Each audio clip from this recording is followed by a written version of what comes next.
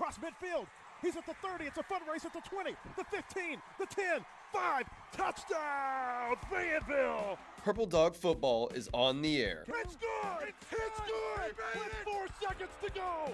Home of the 6-time state champion Fayetteville Bulldogs. Purple reigns again. Wow. Purple Dog Football is presented by Alex Baldwin State Farm. Fayetteville's #1 auto insurer is on the web at callalexbaldwin.com. And by Ozarks Go, offering high-speed, reliable, multi-gig internet for Northwest Arkansas.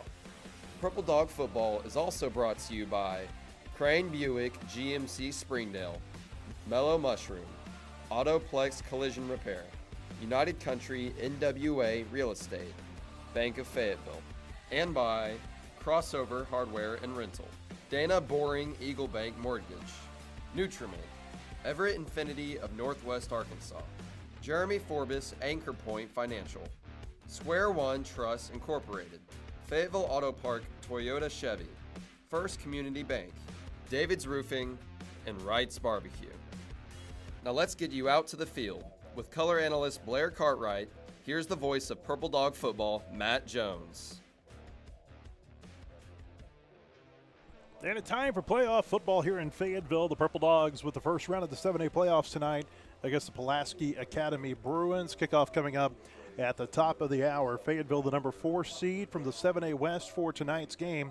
Pulaski Academy, the #5 seed out of the 7A Central. This is a rematch of the last Fayetteville playoff game that was played here at Harmon Field just about a year ago. That was a little bit of a different scenario, though. Pulaski Academy came in here after a first-round win, beat Fayetteville, and the Bruins went on to the state semifinals, a 39-32 overtime thriller in that game. Fayetteville comes in tonight with a record of 6-4 overall. Pulaski Academy, this is a down year for them, 3-7, as they kind of still get their footing in Class 7A. Of course, PA has really shot up the ranks over the years. I mean, this is a program that just 20 years ago was dominating Class 3A. Then they went to 4A, 5A, 6A, and now they've made their way up to 7A through the competitive balance portion of the Arkansas Activities Association. These are two teams. They're coached by a couple of former Razorbacks, Anthony Lucas at Pulaski Academy, Casey Dick, of course, the head coach for Fayetteville, and they can really score. The expectation tonight is that we might get a little bit of a shootout,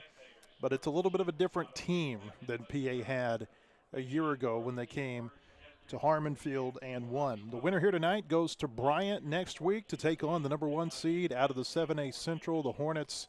They're really good. If you don't know, they're always really good. And Fayetteville, they've been down there for a second-round game more than one time. We'll see if they can get there. We thought they might get there last year, and PA came in here, and they upset Fayetteville. We'll have a conversation with Fayetteville coach Casey Dick when we return. This is the Purple Dog pregame show on the Fayetteville Sports Network.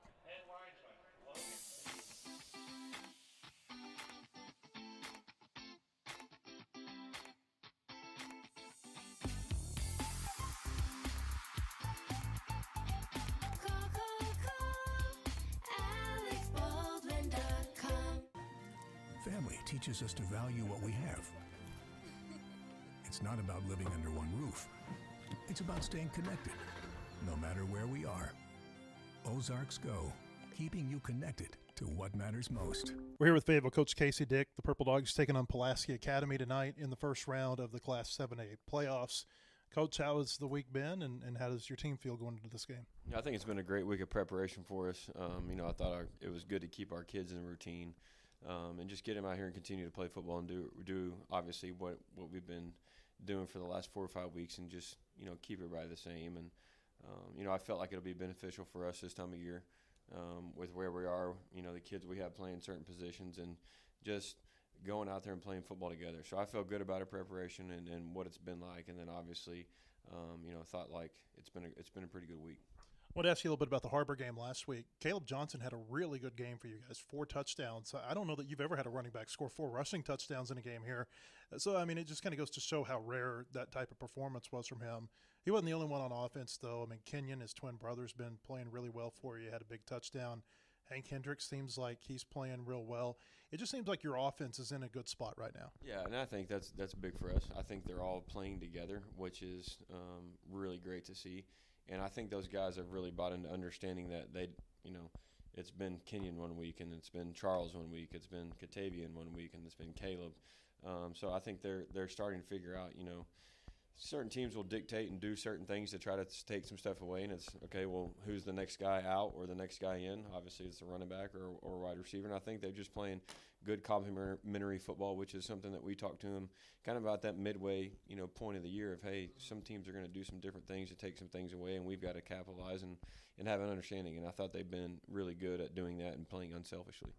Arbor went down and scored a touchdown early last week, and then they had a couple of touchdowns there late, but I felt like middle 25, 30 minutes of that game, your defense played real well. Yeah, they did. I thought, and that's a group that's consistently getting better. I thought as a whole, it was one of the better games that we had fit the run in, consistently from start to finish. Allowed, a big play there in the back end. I believe it was at the beginning. But we had a guy in the right spot. And the Harbor kid just made a good play on the ball. So I was proud of the way that they played. Proud of the way that I felt like we took a step forward over there and just continue to go in the right trend. But obviously looking to take another step tonight as well. I want to ask you about Blake Johnson. He was the guy who got hurt 4 weeks ago, pretty serious injury, and then he's back last week against Harbor, and not only does he play, he gets 2 turnovers for you. And he was playing a different position, so he's another guy that's kind of stepped up and played a different position. He had a little fracture in his hand, and was our defensive player of the week as well, and asked him to do some different stuff, and he took it and ran with it and was our defensive player of the week. And so just proud of him, man. Started out playing safety, came over there and played corner. Just proud of the way he played, proud of the way he prepared, and really took a big step last week in making a lot of big plays for us. We'll have more with Casey Dick in just a moment. This is the Purple Dog pregame show on the Fayetteville Sports Network. At Mellow Mushroom, we use single-source Appalachian spring water for our out-of-this-world crust. But you didn't need to know that. You'll taste the difference. I mean, it'd be brilliant if you did know that. Come to think of it, you definitely know now, because I just told you. An accident can leave you feeling stuck, uncertain of where you can go. At Autoplex, we specialize in getting your vehicle repaired quickly and accurately. Our expert technicians use the latest tools and OEM parts to restore your car to its pre-accident condition. With precision and care, we ensure your car looks and performs as if the accident never happened. Ready to get your car back on the road? Visit fixrex.com to start your repair today. We're back with Casey Dick. You play Pulaski Academy in your first playoff game, just like last year. It's a different set of scenarios. Last year it was after you had come off a bye week, after they had won a playoff game. Are they different? Are they the same this year? Do you go back and look at last year's film? Just kind of tell me about this matchup. Some different kids, but obviously philosophically the same. Really want to spread it out, throw it around, do some different things like that. On defense, they want to be attacking. Attacking style, kind of bring some pressure, play some zone coverage and things behind it. So, it's kind of the same group, just different players that are back there playing. But overall, a pretty explosive team on offense, and then on defense, try to cause you some different havoc with everything they try to bring.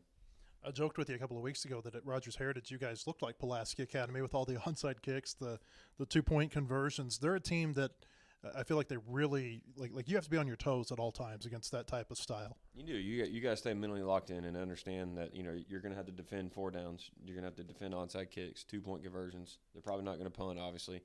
So those are some things that we've talked to our kids about all week, and that no matter the situation or the setting or what's going on, we got to make sure we, number one, understand the situation, but number two, go out and execute well and take away what they want to do in that specific area. I think Cabot is the only common opponent you have with PA this year. Do you look at what you guys did against them and what they did against them? Does it matter at all? I think you look at certain areas of the game, but the overall, people like to compare scores and all that stuff, and it's just they've gotten better since when they played Cabot, and I think we're a different team from when we played Cabot. So there's some things that you got to take even kill, but I feel like overall we've been trending in the right direction. You didn't win a playoff game last year, and you got a lot of those players back this year. Is there anything that they can take out of what happened last season and put toward their preparation for this year's game? Yeah, I just think, number one, they're a year older, so I think they, having been in that situation and having an understanding, they get it. Like I said, I think their preparation's been awesome. I think the mood around our guys has been great, and I think they're excited to go play football on Friday here in Fayetteville. I think you guys may play as exciting home football games as anybody. I mean, there's some real barn burners out here, but it seems like, especially in the playoffs, since you've been the head coach here, there have been some just all-timers out here, whether it be Cabot or Conway or whoever. Just what's it like coaching in this environment during the playoffs? The environment is awesome. I think the actual games have probably taken about 10 years off my life. But like I said, our community, our fans, our stakeholders, our alumni and everybody else that comes out and supports our kids is awesome. And it is a great environment. It'll be another one tonight, and we're excited to get out there and play, and to get outside and play, but also to do it at home. I think that's big when you're able to host a playoff game in these types of scenarios. So it's big for our kids and our community also. Casey, good luck tonight. When we come back, Blair Cartwright will rejoin me in the press box. This is the Purple Dog pregame show on the Fayetteville Sports Network.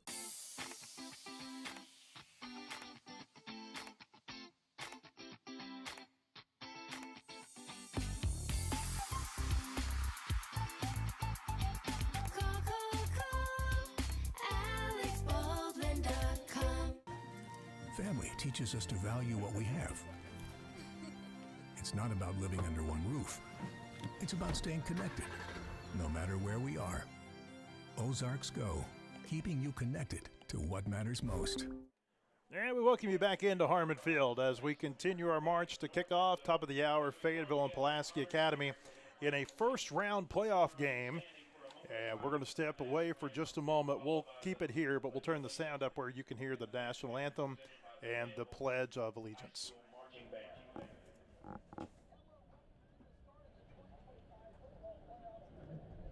I pledge allegiance to the flag of the United States of America and to the republic for which it stands, one nation, under God, indivisible, with liberty and justice for all.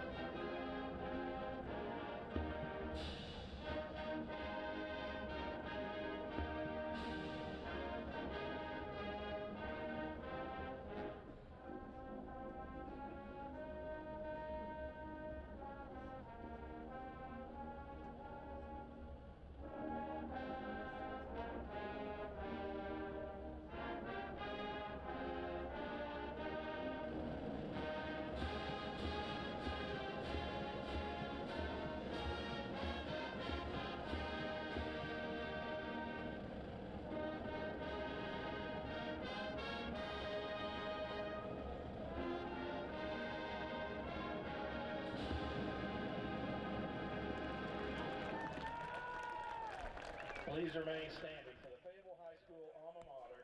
So Fayetteville and PA, we're about 6.5 minutes away from kickoff. Blair Cartwright here with me now.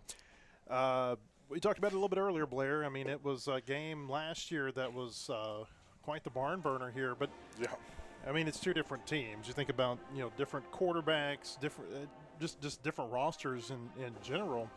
There are some players who, on both sides, were integral to that game a year ago, but it's kind of hard to look at that game too much. And I'll tell you another one that's kind of hard to look at. There's one common opponent between Fayetteville and PA. Fayetteville beat Cabot real bad in the season opener. Cabot did beat PA middle of the season down there in Central Arkansas. But this is one of those games where it just kind of feels like we don't know what we're going to get tonight. Yeah, it's kind of everybody's expecting, like you said earlier, a shootout.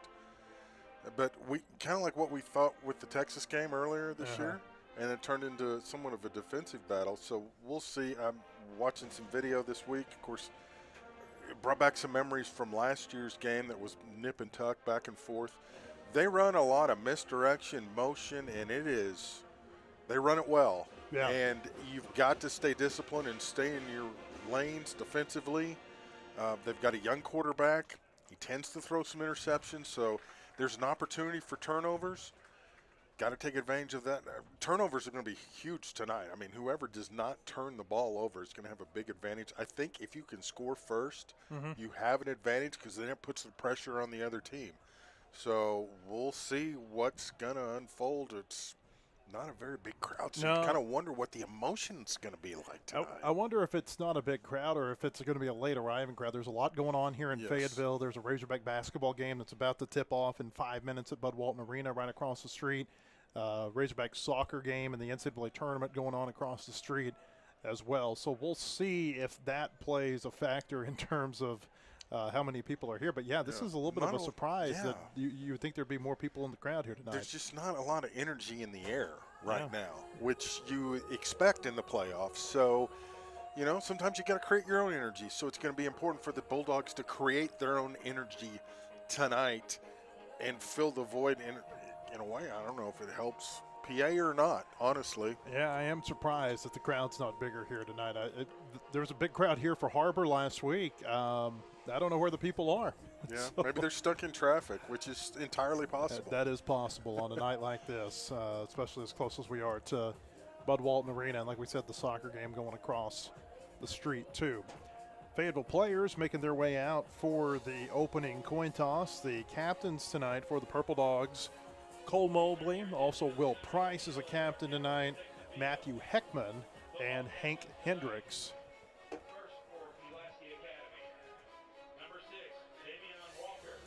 For PA, you've got Javian Walker. He's a really good running back for them. Trying to figure out who the ones. Anthony Sedaris, Landon O'Donnell, and there's another Bruin out there that we just can't see up. Maybe we got it. 51. Mason Greathouse, I believe, is their other. Yeah, Mason Greathouse, number 7, is their other captain. Fayetteville tonight wearing the purple jerseys, the black pants. They've got their purple helmets. Fayetteville players are lined up. They're ready to go over here in the south end zone of the stadium. PA players, they haven't made their way out to the field yet. They're over still in the indoor facility back behind the stadium. Yeah, we're calling that the Bark, right?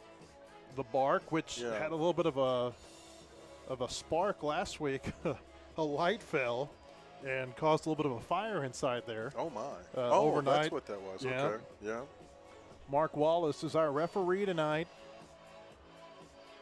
And we await the verdict of this opening coin toss. I don't think have we had this crew? I don't believe this so. year? I don't believe so. Yeah. It's in the air. Mark Wallace, the referee. Todd Holmes, the umpire. Logan Bean is the head linesman. Brandy Ballard is the line judge. And Caleb Charles is our back judge tonight. Here comes the announcement.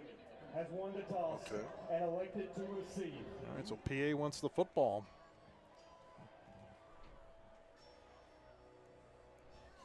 PA, they are no stranger to the playoffs. I mean, and you think about a program that really, Blair, I mean, the majority of their football playing history is in the last 25 years. Their playoff record, 79-22 coming into this game. Amazing. Yeah, and that's why they're here in 7A. Because they win because so much. They've had so much success. They've moved up classifications. Yeah, Little Rock Christian, they're in the same boat. The expectation is Shiloh Christian's going to have to move to 7A next year if they win a playoff game this season. And all the expectations are that Shiloh will do that. Fayetteville, a 40-26 all-time playoff record. A little surprised by that for a Purple Dog team that's won so many state titles. Here they come on the field, by the way. Running behind those flagpoles that were custom made by Brandon White, owner of L&L Metal Fabrication. Flagpoles are fabricated aircraft aluminum. Brandon and L&L Metal are proud supporters and sponsors of Purple Dog football. Fayetteville and PA, they played one time in a game that counts in their history. Now, this was a game that for many years when Darrell Patton was the head coach at Fayetteville, Kevin Kelly was the head coach at PA, they would meet for a preseason exhibition game, similar to what Fayetteville and Greenwood have done for many years now. But just one time they played in a game that counted, and that was the game last year here at Harmon Field. Yep, in overtime. The Bruins won 39-32 in overtime. Yeah, and looking back on the back score from the stats last year, I mean, it was nobody really jumped out. It was just score, answer, take the lead. They come back. I mean, it was very competitive ball game. So I would expect more of the same tonight. I think the Bulldogs obviously would like to get a little revenge, too. I noticed Caleb Johnson talked about that in the paper today. Yeah. They did leave a bad taste in their mouth last year, no question. Well, they just thought they were a team that could compete for a title, and you just kind of hate to have the carpet yanked out from underneath you in that first round. Yeah, that's not what. Well, I think we're kind of surprised. We didn't know what to expect, and then that's why you play the game. So, PA players, they've made their way out on the field. Smallest crowd has made its way down from Little Rock for this game. Fayetteville band is here tonight. There is no PA band. Harbor's band last week. Ooh, boy, were they loud. Yeah. Well, and PA streaming tonight. They didn't stream it last year. Oh, interesting. Oddly enough. So they're here tonight. So that may explain why not as many made the trip. Ethan Farthing has teed this up as we get ready for the opening kickoff. It's brought to you by Square One Trust Incorporated, focused on providing a quality product with quality services. Square One Trust Incorporated is a proud supporter of Purple Dog football. You can learn more at squareonetrust.com. Javion Walker and Bryce Gittins are back deep for the Bruins. Walker had a nice game here last year in the playoffs. Ethan Farthing has it teed up on the left hash mark. And we're not quite ready. Mark Wallace, the referee, as Farthing was approaching the football, blew his whistle. Stayed on the tee. Yeah, Walker, the grandson of Darrell Walker, the former Razorback and UALR head basketball coach. You remember when they played here last year, Little Rock was actually playing across the street at Bud Walton Arena. So you got Darrell Walker coaching across the street and his grandson playing here. Yeah. Ethan Farthing's got it teed up. It's in the air, and the playoffs are underway here at Harmon Field. It is angling toward the sideline. It's going to go out of bounds at the 1. PA is going to have nice field position here to start the first quarter. First quarter brought to you by Crossover Hardware and Rental, your local hardware store. Start right, start here. If there's one area of Farthing's game that I think he's going to improve on as he gets older, it's the kickoffs. He's got the leg, but he has had a number of them that have gone out of bounds this year. Yeah, it's, I don't know. It's one of those, yeah. If you can learn to control the bounce, but I don't know how you do that far down the field. Aaron Orgel is a sophomore quarterback for Pulaski Academy. Talking about going to be good. This one's going to be good. Already this year, he's second in the state as a sophomore in passing yards. Over 3,300 yards, 35 touchdowns coming into this game. 3 receivers left side, 1 to the right for PA here from its own 35. Orgel takes it, and he fakes a handoff and throws left side. Walker can't bring it in out in the flat. It's incomplete. Kind of a slow developing play there as they faked a handoff to Chase Hancock, a receiver coming around from the left side. Yeah, just kind of, I mean, he was open. He just kind of rushed it a little bit. So, and that's talking with some of the PA crew. Kyle Sutherland, who does the PA broadcast, that's one of the things he gets a little loose sometimes throwing the football. Second down and 10 here for the Bruins from their own 35. They empty the backfield. Orgel in the shotgun takes the snap. Pretty good pocket, but it breaks down, and he's going to be sacked by Caden Walters. That broke down in a hurry. Walters takes him down back at the 27-yard line. It's a loss of 8, and it brings up 3rd and long. I was going to say, he had a nice pocket, and then, yeah, like you said, it just collapsed. Walters was on the ground and was able to almost get Orgel from a knee. 3rd down and 18 here for the Bruins. They need to get to their own 45. 5 wide, 4 out to the left side. Ball's on the right hash. Orgel gives a hard count, now takes the snap. 3-man rush, he rolls to the left, being pressured, throws, and it is caught by Hancock, but short of the first down. Great coverage. Blake Johnson rode him out of bounds at the 38. And we'll see what PA does. Now, they're a team that they don't like to punt. Nope, they are aggressive. They are aggressive, and they're going to leave the offense out on the field here on 4th down and 7. Bruins need to get to their 45. They're at their 38. 3 receivers right side, 1 to the left. Off the left hash. Orgel takes the snap on 4th down, being pressured, throws over the middle, incomplete, and Fayetteville's going to take over on downs. Nice. I don't know who Orgel was throwing it to. Max Conine was the closest receiver. Yeah. Will Price was bringing pressure, and I don't know if that made him rush it or not, but Fayetteville's going to have great field position here to start its first drive with 11:06 to play in the first quarter. Tonight's broadcast of Purple Dog Football presented by Alex Baldwin State Farm, Fayetteville's #1 auto insurer, and by Ozarks Go, a telecommunications subsidiary of Ozarks Electric Cooperative, offering high-speed, reliable, multi-gig internet for Northwest Arkansas. Need to take advantage of this. From the PA 38, 4 wide receivers here on the right hash. Hank Hendricks in the shotgun formation takes the snap, play action, quick pass is incomplete. He rushed that one. Yeah, that was a little uncharacteristic of Hank. Jaden Nicholson, the intended receiver, and it brings up 2nd down. Said Aaron Orgel's #2 in state passing yards. Well, Hank Hendricks is #3. Comes into this one with 3,245 yards and 28 touchdowns in his first season in Fayetteville. 3 receivers left side here on 2nd down. Here's a snap, pass out left side. Whitlow's got it, but he's going to be tripped up after a 2-yard gain up to the 36. And it'll bring up 3rd down. Max Allison took him down for the Bruins. You want to have maybe some easy throws early on, kind of get in a rhythm, get comfortable, get set. It is his first playoff game here at Fayetteville. Now remember, he was in Texas last year at Bernie, Texas, and he helped that team to a state quarterfinal. 3 receivers right side, 1 to the left, off the left hash mark, 3rd and 8. Takes the snap. PA brings 4. Hank one-on-one, going left side toward Whitlow, and he dropped it in the end zone. Charles Whitlow had his man beat, had the ball in his hands, and he couldn't bring it in. And now it's 4th down, and the Fayetteville offense will stay out on the field. Oh, man, that was 6. Both teams showing a little nerves here early in this game. Well, and if you're not a little nervous first game of the playoffs, I mean, you're not human. 3 receivers left side, 1 to the right. Ball on the left hash. 4th down and 8 here for Fayetteville. Hendricks gives a hard count, now looks over toward the sideline. Still 10 on the play clock. Johnson, the running back, down to 6 on the play clock. Hendricks takes the snap. Good protection. Rolling to his right. Hank looking downfield. He's got to do something with it. Rolls back to his left. Now throws deep downfield, and it is incomplete. Nicholson tried to make a diving catch, and he couldn't up around the 15-yard line.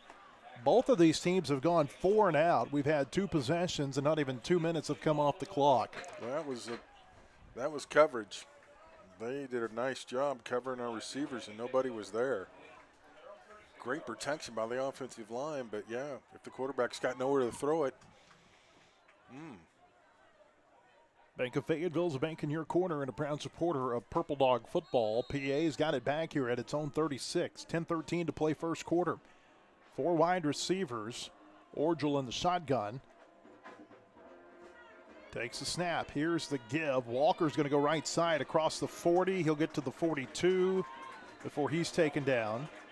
Tidwell and Price in on the stop there for Fayetteville. It's a 6-yard gain, and it'll bring up 2nd down and 4. I almost wonder if now both teams don't try to kind of establish a running game, since the passing game really didn't work on either first possession. Bruins at their own 42-yard line, 4 wide again. They've got them stacked to both sides. I should say they've got them stacked to the right. They're offset to the left. Orgel in the shotgun. Takes the snap on 2nd down, gives it to Walker again, trying to find a running lane. He's not going to find it. Kambaga Myers gets his hands on him and pulls him backward. They'll give him forward progress up to the line of scrimmage, but it'll bring up 3rd down here for the Bruins. Good job by the defense. 3rd down and 4, 9:17. Clock is running first quarter. PA, a 3rd down is kind of like a 2nd down for most teams for them. 4 wide receivers. Orgel is in the pistol formation. Takes the snap. Quick pass out right side. This is caught over on the Fayetteville sideline. That's going to be a 1st down. Bryce Gittens made the catch. C.J. Bailey took him out at the 49-yard line on the PA side. 7-yard gain. Took a hit, too. C.J. leveled him legally. No yards after catch. So 1st and 10 for the Bruins. 4 wide receivers. Orgel is in the shotgun. They drop Walker back behind him in the pistol formation. Here's a snap. They turn around, hand it to Walker. He'll go up the middle. He'll get past midfield onto the Fayetteville side up to about the 47 before he's taken backward. Cole Mobley and Trey Byers were in on the stop there for Fayetteville. They'll give him forward progress up to the Purple Dog 46, and it brings up 2nd down and 5. I really thought we'd see more motion out of them early on. Yeah. Like we did last year and like they did last week at Little Rock Christian. This is very, I don't want to call it vanilla stuff, Yeah. but there's not a lot of pre-snap movement. No, it's very vanilla.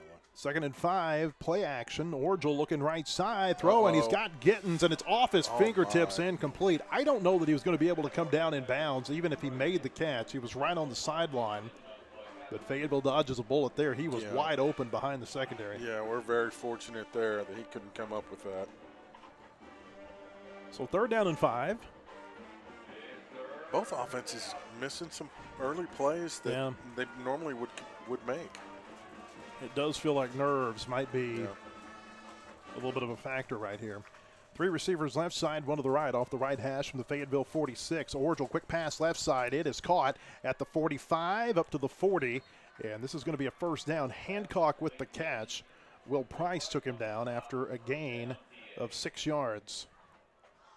Yeah, we had help over the top, expecting a deep shot. Correct myself there. That was Gittens with the catch. So 6 yards for Bryce Gittens on that play. 1st down, 8:05 and counting, 1st quarter. Bruins at the Fayetteville 40-yard line. Anthony Lucas, a great Razorback wide receiver in the 1990s, is their head coach. One of the nicest people ever. They empty the backfield, 5 wide. Orgel looking downfield, being pressured, and that pass is incomplete over on the sideline. He was looking for Hancock. Kendrick Williams flashed and nearly knocked it away. He's getting pretty, I mean, their line's keeping our defensive line at bay, giving him pretty good protection. 2nd down. 3 receivers to the right side, 1 to the left here for the Bruins at the Fayetteville 40. Orgel in the shotgun.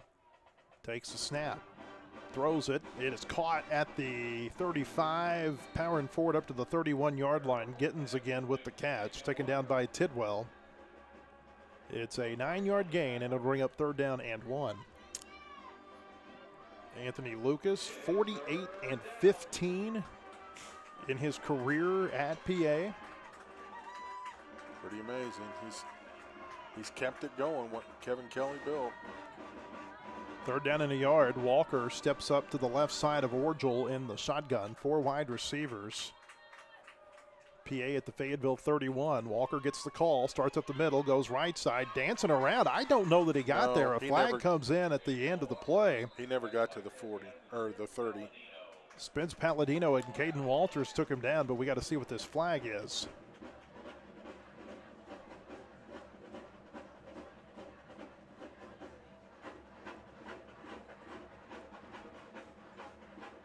Still no indication from the officiating crew. Where is, okay, there's the flag, the line of scrimmage.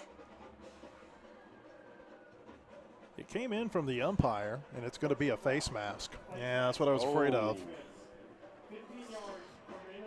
Ooh, 15-yard. They don't say who it was on, but they say it is on Fayetteville. That's going to move PA inside the red zone down to the Fayetteville 16-yard line. Ouch. Autoplex Collision Repair is committed to providing the best customer service through every step of the repair process. They've got locations throughout Northwest Arkansas. Visit fixrex.com to schedule your repair today. 1st down and 10 for PA at the Fayetteville 16-yard line. Orgel is in the pistol formation, 4 wide receivers. And he takes the snap on 1st down, rolls to his left, throws, and that pass is caught inside the 10, down around the 9.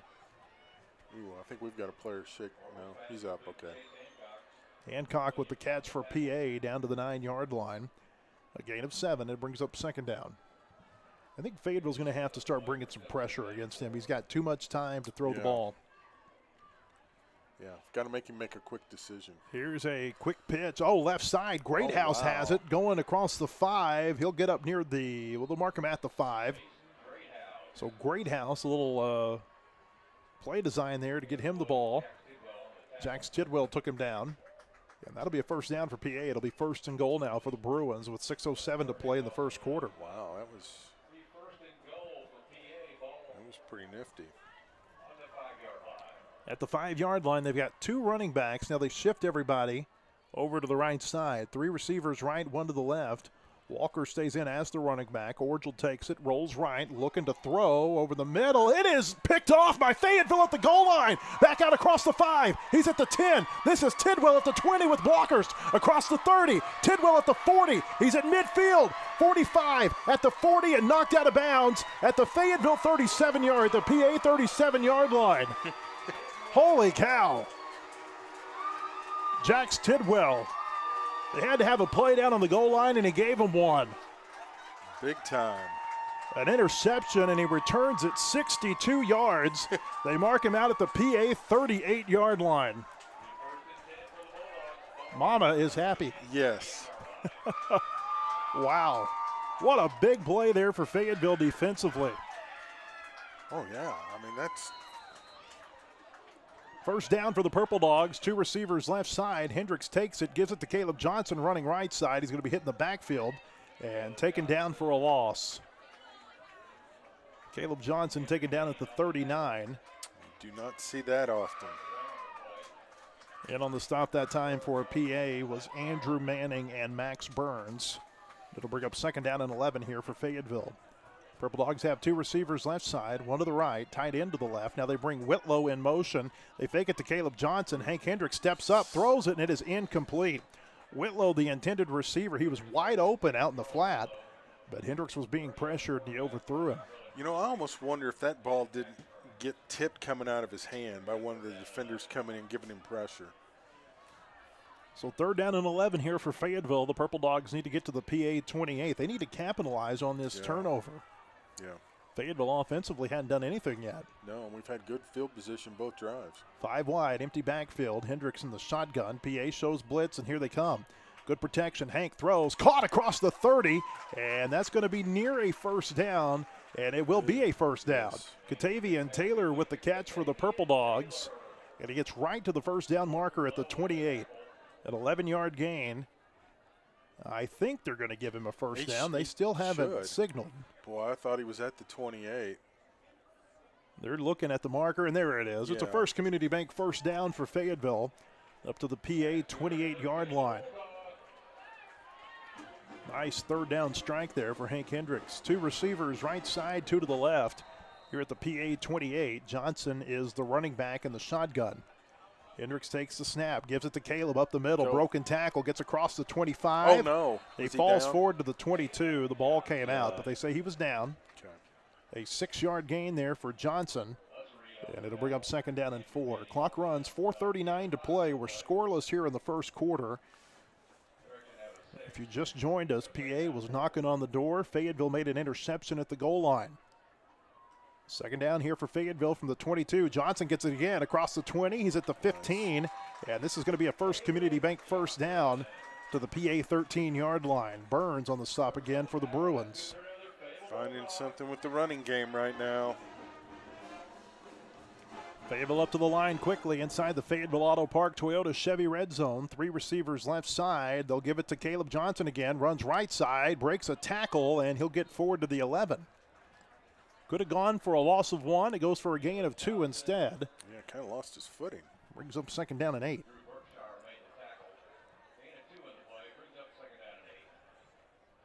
Clock keeps running. 3:54 to play in the first quarter. 2 receivers to the left side, 2 to the right. Hank Hendricks off the right hash mark, and the shotgun takes the snap. Looking, Hank now rolling to his left. He's got room to run if he wants it, and he's going to take off across the 10. Hank's at the 5, lowers his shoulder, and knocks a defender down as he goes out of bounds at the 3-yard line. Wow. That should be enough for another first down. Making a little statement there with that shoulder. No signal yet.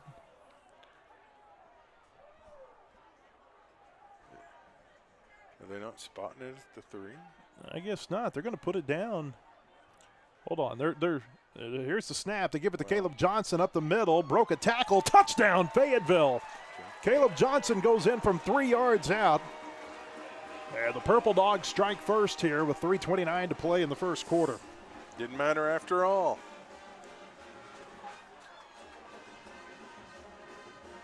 Finally cashed it in. That is a relief. Here comes an Anchor Point extra point for comprehensive wealth management called Jeremy Forbes at Anchor Point Financial, anchorpointadvisors.com. George Cooper will snap. Woodruff will hold. Ethan Farthing on to attempt the extra point, and it is good. Touchdown brought to you by Alex Baldwin State Farm. Fayetteville's #1 auto insurer is on the web at callalexbaldwin.com. 3:29 to play in the first quarter here at Harmon Field, and the score, Fayetteville 7, Pulaski Academy nothing. This is Purple Dog Football on the Fayetteville Sports Network.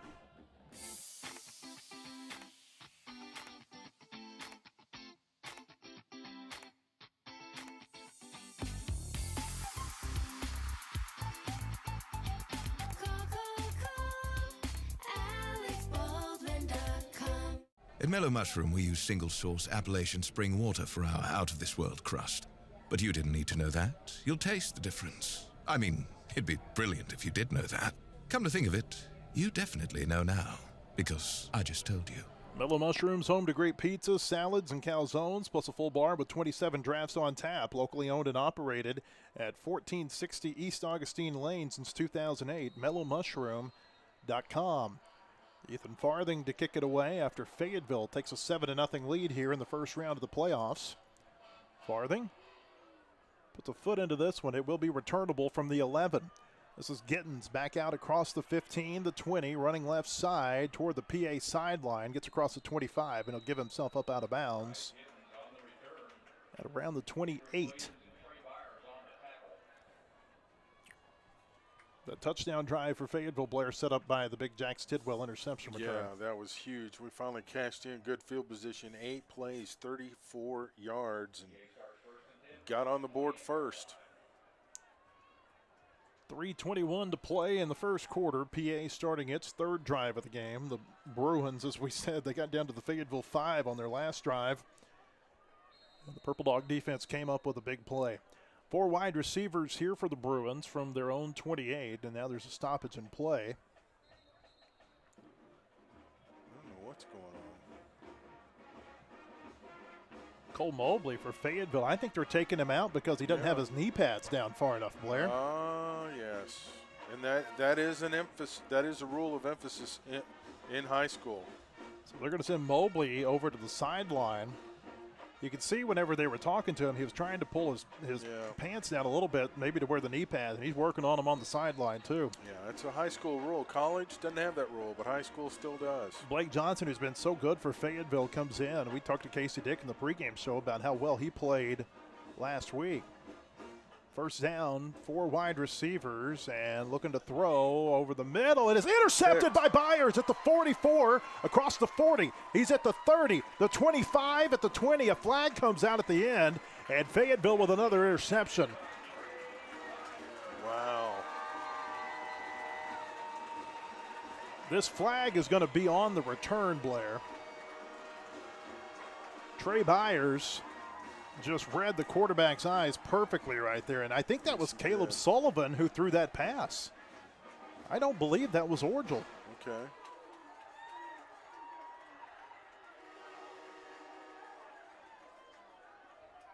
I thought it was Orgel, but I will defer to you. Here comes the call from Mark Wallace. After the interception, we have a block below the waist. Okay. On the defense, penalty will be 10 yards from the spot of the foul. First down. So Fayetteville keeps possession. A block below the waist is the call against the Purple Dogs on the return. United Country NWA Real Estate's been serving Fayetteville as well as Madison and Washington County since 1928, selling homes, farms, recreational properties, and land.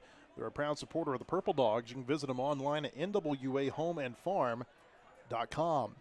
Penalty yardage will move Fayetteville back to the 39. Still great field position. Need to cash this in.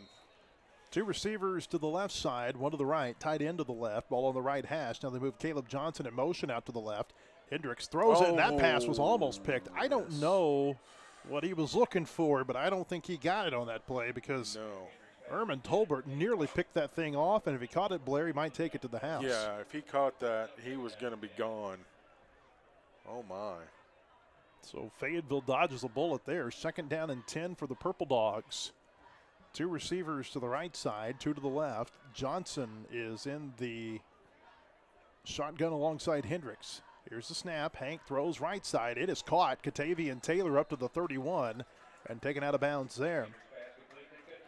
An 8-yard gain, and it'll bring up 3rd down. Hartford low on the stop that time for PA. 3:01 to play in the first quarter. Fayetteville leads 7-0. Purple Dogs trying to make it more here. They face 3rd down and 2. Need to get to the PA 29-yard line. Bright comes in as a tight end for Fayetteville on the left side. They run left. Here's Johnson, goes up the middle, and he's across the 25 at the 20. And he'll be taken down right there. An 11-yard gain for Caleb on 3rd down and short. And that'll be a First Community Bank first down for the Purple Dogs. 6 carries, 26 yards, but he is running hard. He's running like a man possessed right now, and that's good for the Bulldogs. Purple Dogs inside the Fayetteville Auto Park Toyota Chevy Red Zone. Caleb Johnson had 4 rushing touchdowns last week against Harbor. I told Casey Dick earlier today, I said, I don't know if you've ever had a running back have 4 rushing touchdowns in a game. I can't recall it. That'll open up the passing game, too. 2 receivers left side, 1 to the right. Hendricks looking left, throws. Kenyon Johnson's got it, and he'll be taken down right away up at about the 16-yard line. We'll mark him at the 17, so a 3-yard gain there for Kenyon. Boy, they swarm. Max Burns on the stop for PA. So far, Jax has the longest return of a pass. Yeah, he does. 2nd down and 7 here for Fayetteville. Purple Dogs at the PA 17-yard line. 2 receivers to the left, 1 to the right, tight end to the right, ball on the left hash. Hendricks takes it, looking over the middle, throws, and it is caught. Touchdown, Fayetteville. Charles Whitlow brings it in on a sliding catch, and Fayetteville's taken a double-digit lead. Whitlow's 6th touchdown catch of the year is the 29th touchdown pass for Hank Hendricks. Nice. Great, good protection. Just reared back, fired, throw a strike. Here's an Anchor Point extra point for comprehensive wealth management. Call Jeremy Forbes at Anchor Point Financial, anchorpointadvisors.com. George Cooper will snap, William Woodruff holds, and Ethan Farthing's extra point is right down the middle. Touchdown brought to you by Alex Baldwin State Farm. Fayetteville's #1 auto insurer is on the web at callalexbaldwin.com. A minute 50 to play in the first quarter here at Harmon Field. Fayetteville leads Pulaski Academy 14-0 in the first round of the Class 7A playoffs on the Fayetteville Sports Network.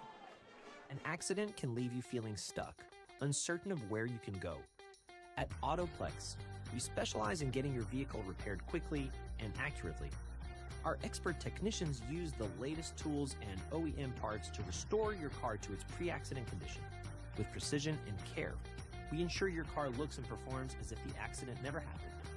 Ready to get your car back on the road? Visit fixrex.com to start your repair today. A minute 50 to play in the first quarter. Fayetteville leads PA 14-0. They are setting up here, Blair, as if they might onside it. Well, we saw that a few times from the Bulldogs late in the season. Maybe not, but Ethan Farthing took an interesting step back from the football. Now he'll kick it deep. This is a wobbler, and it's going to bound at the 5 and go through the end zone. There we go. For a touchback. Springdale leads Cabot 10-7 with 2:11 to go in the first quarter. No report on Harbor or Christian or North Little Rock and West. Winner here goes to Bryant next week to take on the #1 ranked team in the state. The Hornets are off tonight. I really feel, Blair, and we've seen Fayetteville get some of these byes. In fact, more often than not, we've seen them get a bye. I think that when you keep playing, it's better for your team. Oh, yeah. North Little Rock up on West 14-10. Wow. First down here for PA at the 20-yard line. They pitch it to the left side, and a tackle in the backfield made by C.J. Bailey. Chase Hancock on the run. It's going to be a loss of 3 back to the 17. And this is the freshman quarterback, Caleb Sullivan. Sullivan threw the interception for PA on the last drive. He's in again. 2 receivers to the right side, 2 to the left. Walker in as the running back in the pistol formation. Sullivan takes the snap, hands it off to Walker. Big hole as he gets up to the 20 and out to about the 21. It closed pretty quickly. Making the stop for Fayetteville was Will Price. They'll give him 4 to the 21-yard line. It'll bring up 3rd down and 9. We'll see how aggressive PA is here. Do you go for it 4th down on this side of the field? Yeah, that's a good question. 3 receivers to the right side. Sullivan being pressured. Rolls out, throws, and it is caught out across the 25. He'll be short of the 1st down. Gittens with the catch. Bailey took him out of bounds at the 27. And now it's 4th and 3. Decision time here for Anthony Lucas. Yeah. Sullivan comes out, and Wargel's coming back in as the quarterback. Who caught that one? I'm sorry. Gittens with the catch. Okay.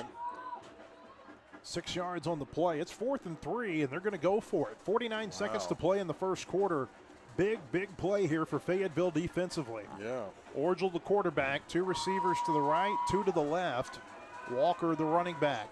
He steps back. He's got a pooch punt. Yeah. Gets it off. It's a high kick, and it's not returnable. There's nobody around for Fayetteville. It's going to go out of bounds inside the Fayetteville 45. We'll see where they mark it. Looks like they're going to mark it at the 43 of Fayetteville with 43 seconds to play in the first quarter. Purple Dogs smell blood in the water right here. Yeah. Up 14 and a chance to make it more. They made PA punt. How many teams can say that over the years? Not many. And this is the worst field position we've had tonight. So 1st down here for the Purple Dogs. 2 receivers to the left side, 1 to the right. Yeah, you're right, Blair. They've started on the PA side of the field every other possession. Tight end over to the right side of the formation for the Purple Dogs, too. That's Cade Bright. Shotgun off the left hash. Hendricks has got Johnson next to him. From Fayetteville 43. They bring Whitlow in motion around back behind the quarterback. They hand it off to Caleb Johnson up the middle. 45 midfield. And he gets down to the PA 48-yard line. 9-yard gain on 1st down. Great running now. 7 carries, 35 yards, offensive line. Doing a good job. Got all the momentum right now. Down to 22 seconds on the clock. This may be the final play of the quarter. 2 receivers right side, 1 to the left. Hendricks goes play action, gets a good block, steps up, throws, and it's incomplete. Kenyon Johnson, the intended receiver, and Hendricks just underthrew it. Max Allison in coverage there for PA. Incomplete pass will stop the clock with 12 seconds to play in the first quarter. 5 of 11 for 41 yards for Hank. Very uncharacteristic. 3rd down and a yard here for Fayetteville. Purple Dogs at the PA 48-yard line. Fayetteville has only taken 1 offensive snap on its side of the field tonight. Johnson, the running back. They've brought 2 tight ends in here. They move them over to the left side with 2 receivers. Hendricks takes it, gives it to Johnson right up the middle across the 45. That's a First Community Bank 1st down for Fayetteville as he falls forward to the 44-yard line. A gain of 4. And we'll see if Fayetteville gets another snap off. They stop the clock on the 1st down with 9 seconds to play. It will restart. Little Rock Christian up 14-6 on Harbor. They're already in the second quarter. We're moving to the second quarter, too. Fayetteville leads Pulaski Academy 14-0 here at the end of the first at Harmon Field. Purple Dogs will take a 1st down snap on the Bruins side when we come back. This is Purple Dog Football on the Fayetteville Sports Network.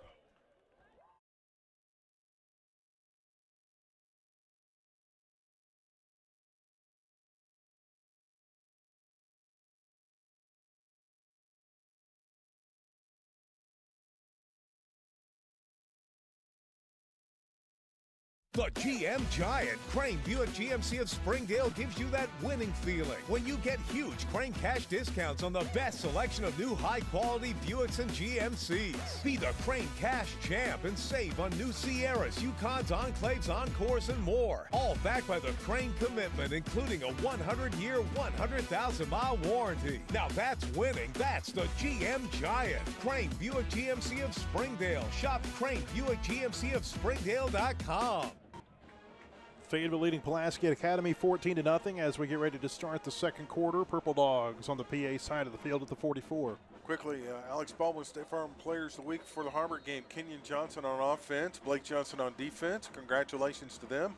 Alex is sponsored Bulldog Player of the Week since 2013. Call AlexBaldwin.com is his website. 5 wide receivers here. Hank Hendricks looking downfield, throwing it, looking for Katavian. Yes. He's got it at the 10. Touchdown, Fayetteville.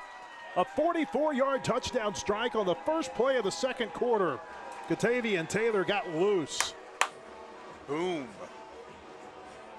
Boom. Katavian Taylor's 10th touchdown catch of the year. That catch is going to put him near 1,000 yards, too. Yeah, let's see if I can pull that up. Here comes an Anchor Point Extra Point for comprehensive wealth management. Called Jeremy Forbes at Anchor Point Financial, Anchor Point Advisors.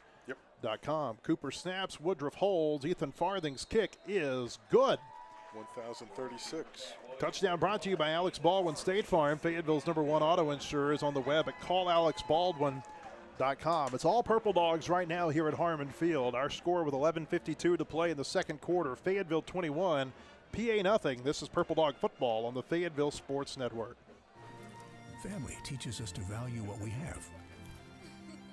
It's not about living under one roof. It's about staying connected, no matter where we are. Ozarks Go, keeping you connected to what matters most. Get your taste buds ready, because we're bringing all the drip and none of the drama with our new sauced and tossed Tender Bites. They're juicy, crispy, and sauced like a boss. Bite into your new obsession. Only at Slim Chickens. 11:52 to play before halftime. Fayetteville leads Pulaski Academy 21-0. Ethan Farthing on to kick another ball away. That was the 30th touchdown pass of the year, by the way, for Hank Hendricks. Nice.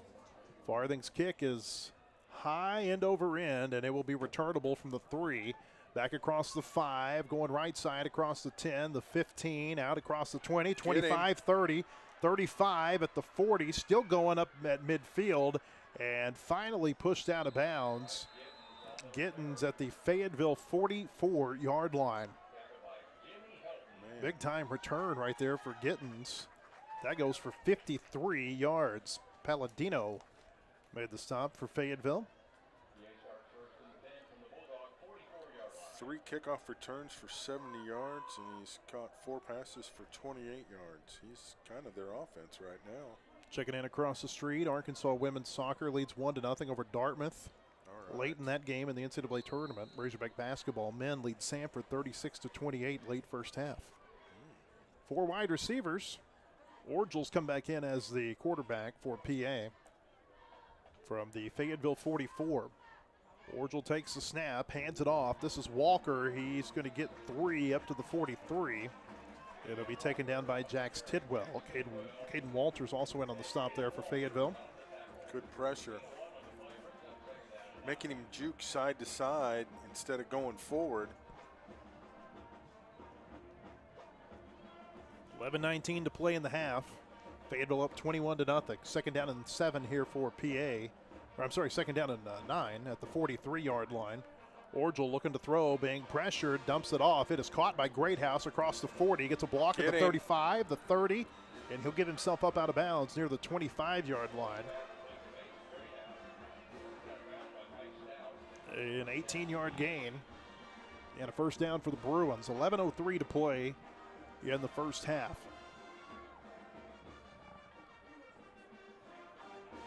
Orgel has got an empty backfield again here. 4 wide receivers to the right, 1 to the left. Off the left hash mark, he rolls right, dumps it off to Walker. He caught it, but he's hit in the backfield by Caston. He'll go out of bounds. We'll see where they mark him out at the 26. So that's going to be a loss of a yard there for the Bruins. Caston and Price teamed up to make that happen. the law firm of Caston and Price. Yeah. 4 wide receivers here for the Bruins. They're going right into the Fayetteville band. Second down and 11. Not a very big student section on hand here tonight for Fayetteville. But PA's right in front of it, too. Orgel takes the snap on second down, gives to Walker up the middle, and Walker will get forward to the 22. A gain of 4. That'll bring up third down. Just not a lot there, and that's credit to the Bulldogs. Jeremiah Conley and Jax Tidwell make the stop.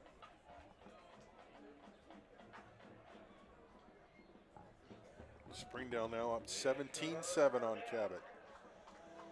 Kind of interesting. Caston and Conley, we called their names the last 2 plays. Their dads were teammates with Anthony Lucas for the Razorbacks. Yes, they were. Orgel on a he quarterback took a keeper gets hit. across the 20 up near the 16-yard line. And it'll bring up fourth down here for PA. It's going to be fourth down and about a yard. First time that we've seen PA run the quarterback. So, fourth down, and we'll call it 2 yards from the 17-yard line. 5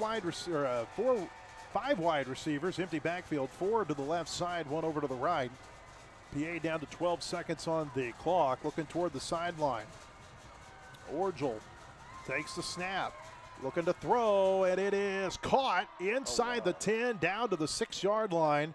Max Conine taken down by Stout. I don't think Conine was the intended receiver. No, did the other receiver tip it? I think he was looking for Greathouse, and he threw it too high, and Conine just happened to be there. First and goal for PA at the Fayetteville 5. Up to the line quickly. Orgel takes the snap, gives to Walker, running left side, and he's across the 5, dives for the pylon. I don't think he got it. No. Run out of bounds at the 1 by Will Caston. Bring up second and goal. He stretched it out to try to cross the pylon, but the side judge was behind him, so even if he did, I don't know that anybody had a good angle on it, which is good for us. Second and goal here for PA. They bring a second running back in. This is Hunter Ardwin. Now they move him out to the left side. They're going to wildcat this. Yeah. Walker Well, takes the high snap, runs left side, and he's going to get in for a touchdown. can both two players simulate a snap clap? They both were doing it. Yeah, I didn't know if that was legal or not, but obviously it is, or they would have called it. So touchdown for PA. Bruins will leave the offense out here. This is their MO. They don't punt. They don't kick extra points, and they kick onside kicks just about every time. They like to score. Who doesn't? Walker True. stays in as the running back in the pistol. Orgel takes it, gives it to Walker. Now he's going to throw, and it is caught, and the 2-point conversion is good. Conine with the catch there. They handed it to Walker, and he had a little bit of a jump pass before he went past the line of scrimmage. 9:18 to play before halftime. The new score, Fayetteville 21, PA 8. When we come back, we expect to see an onside kick here on the Fayetteville Sports Network. My story isn't that different from a lot of people that grew up in a small town. My dream was always to play baseball, but as a kid, it's hard to prove yourself when you're so far away from the big leagues. When no one else thought I was good enough, our community did. From family to friends, coaches, and local businesses, my community built me into the player that I am today, and I'm just getting started. When you have the support of a community, anything is possible. First Community Bank, where community comes first. Right. 9:18 to play before halftime. Fayetteville leading PA 21-8. The Bruins have lined up here for what we think is going to be an onside kick. Andrew Sedaris. He's a defensive lineman / kicker. Where's number 64?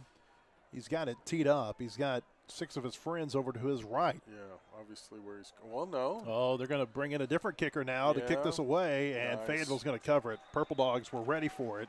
Good job. Kalen Hendricks covers it for Fayetteville. And the Purple Dogs will get possession here at their own 48-yard line. That was Gervin Doniger, a kicker / offensive lineman, who kicked that away. So they've got 2 linemen out there as their kickers. Interesting. Well, it's very PA. That's all I'll say. Tonight's broadcast of Purple Dog Football presented by Alex Baldwin State Farm, Fayetteville's #1 auto insurer, and by Ozarks Go, a telecommunications subsidiary of Ozarks Electric Cooperative, offering high-speed, reliable multi-gig internet for Northwest Arkansas. Two receivers right side, one to the left here for Hank Hendricks in the shotgun. He'll go play action on first down, looking deep. He's got Kenyon Johnson at the 15. Touchdown, Fayetteville! Back-to-back big balls by Hank Hendricks.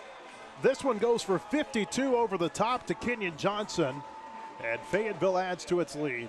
Nice. Great protection. And as we know, you give Hank protection and an open receiver, he's going to hit him. Kenyon Johnson with his 13th touchdown catch of the year. Here comes the extra point. It's an Anchor Point extra point for comprehensive wealth management. Called Jeremy Forbes at Anchor Point Financial, anchorpointadvisors.com. Ethan Farthing, not a great snap, but they put it down, and Farthing puts it through. Touchdown brought to you by Alex Baldwin State Farm. Fayetteville's #1 auto insurer is on the web at callalexbaldwin.com. 9:08 to play before halftime. Fayetteville leads Pulaski Academy 28-8. This is Purple Dog Football on the Fayetteville Sports Network. Across the state of Arkansas, Farmers and Merchants Bank and the Bank of Fayetteville join you in cheering on our favorite teams. We applaud that extra effort that makes our schools and activities an important part of our communities, more now than ever. Working as a team to make our communities better by helping you reach your goals, that's what happens at Farmers and Merchants Bank and the Bank of Fayetteville, home of me banking. Member FDIC.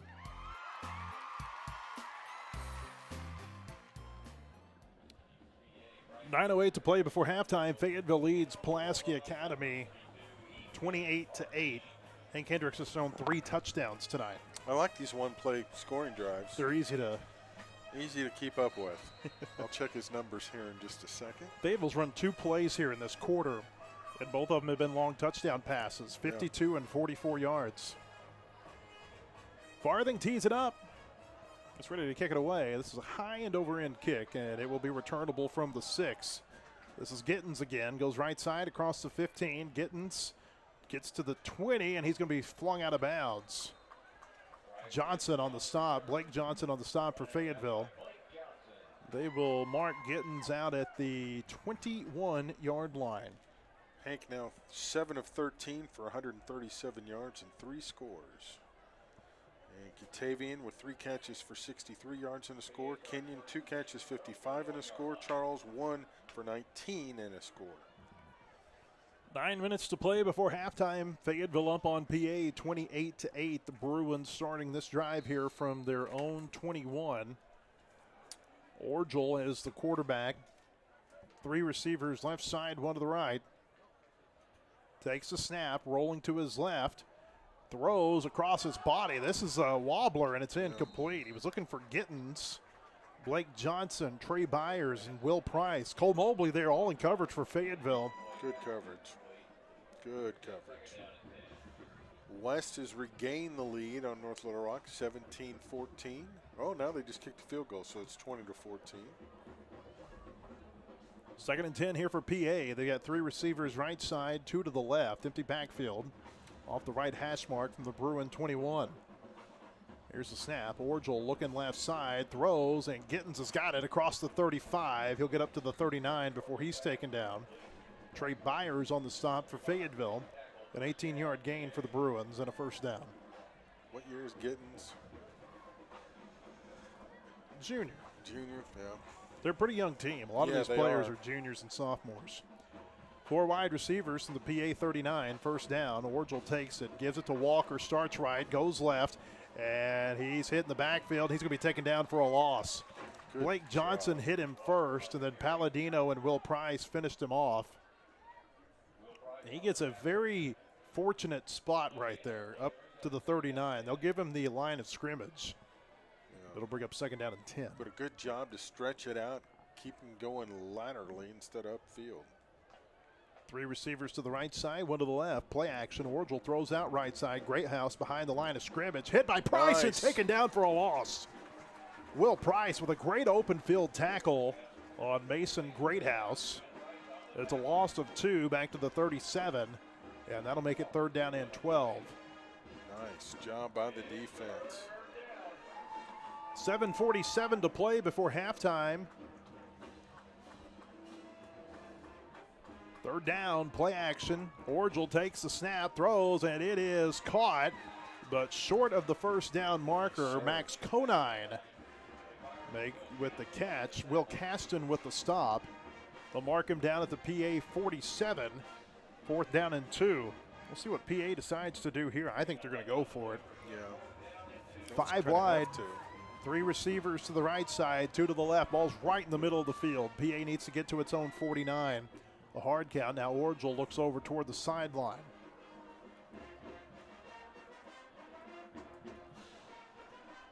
Orgel gives another hard count, takes the snap. It's a quarterback keeper right up the middle. He didn't get there. No, sir. Fayetteville took him down behind the line, and the Purple Dogs take over on downs. Nice job. Looked like Stone Turnage was the one who made the stop for Fayetteville. It's a 1-yard gain to the 48, and Fayetteville is going to get the ball on the PA side of the field again at the Bruin 48-yard line. 6:56 to play in the first half. Nice. So Fayetteville, they've only started 1 drive on their side of the field. Cashed it in. We need to cash in another one here. Chance here to go for the jugular for Fayetteville. Yes. 3 receivers to the right side. They've got a tight end to the left. Caleb Johnson is the running back from the 48 of PA. Quick pass out right side. Kenya Johnson's got it across the 45. Broke a tackle, 40.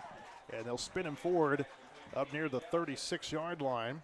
Brylan Ussery on the stop for PA. It's a 12-yard gain and a First Community Bank first down.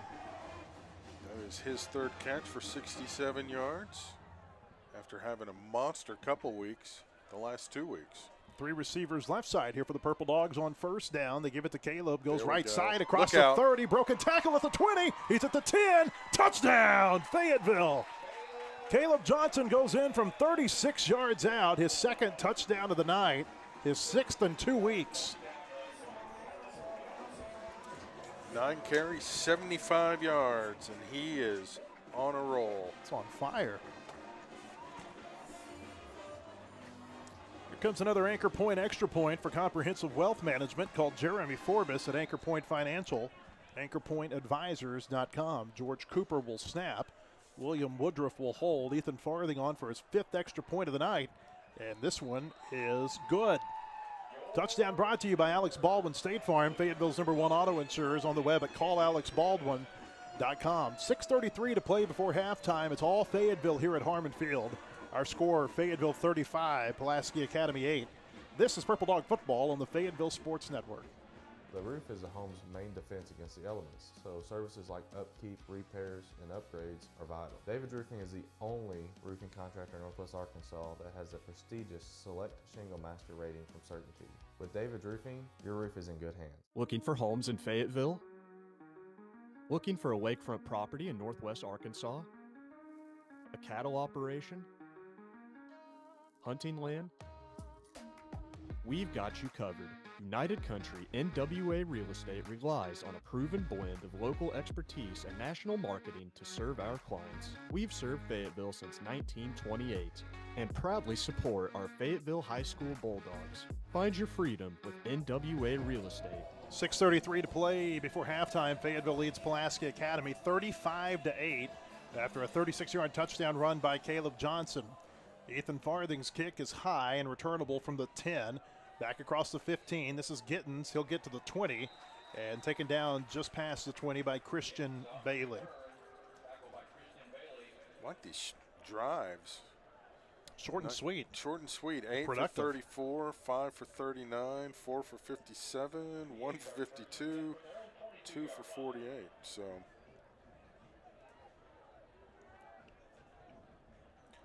North Little Rock's taking the lead on West again, 21-20 with 6:05 to go. So they're having the shootout we expect. Yeah, they are. First down here for the Bruins. They put the ball down at the PA 22-yard line. Orgel and shotgun, 3 receivers right side, 2 to the left. Fayetteville bringing a blitz. Orgel Throws over the middle, and it is almost intercepted. It is. It is at the 40. Back across the 35. Mobley is across the 30, and he'll be taken down at about the 28-yard line. Mobley bobbled it and was still able to bring it in. Conine took him down. Conine is shaken up, too. Fayetteville going to start another drive on the PA side of the field, Blair. This is the 7th drive. It's their 6th that has started on the Bruins side of the field. It's unbelievable. Yeah. 3rd interception thrown tonight by PA. The 2nd one that was thrown by Orgel.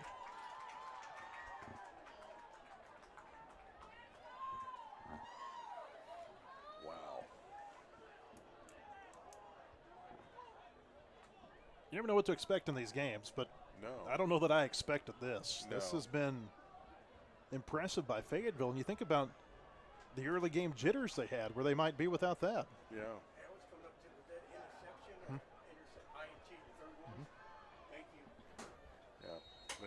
They've settled in nicely. And, of course, it's always nice when the majority of your drives are in the opponent's side of the field. They're going to quick snap here. They've got Yeah. 3 receivers out go to the for right jugular. side. Yeah. And they were moving. They didn't Yeah. get set. They ran an offensive lineman out to the left side, and he never got set. And so that's going to be a false start penalty on Fayetteville. Yeah. It was Drake Osborne that they ran out. On the offense, 5-yard penalty, remains first down. They're trying to catch PA asleep right there. Yeah. That's the old Gus Malzahn play where you huddle right behind the ball and you turn around and snap it as fast as you can. Yep. And go deep. Over at Bud Walton, Razorbacks lead 45-35 at halftime. Oh, it's a little closer than expected, isn't Yeah. it? Stanford's a pretty good team, though. Yeah.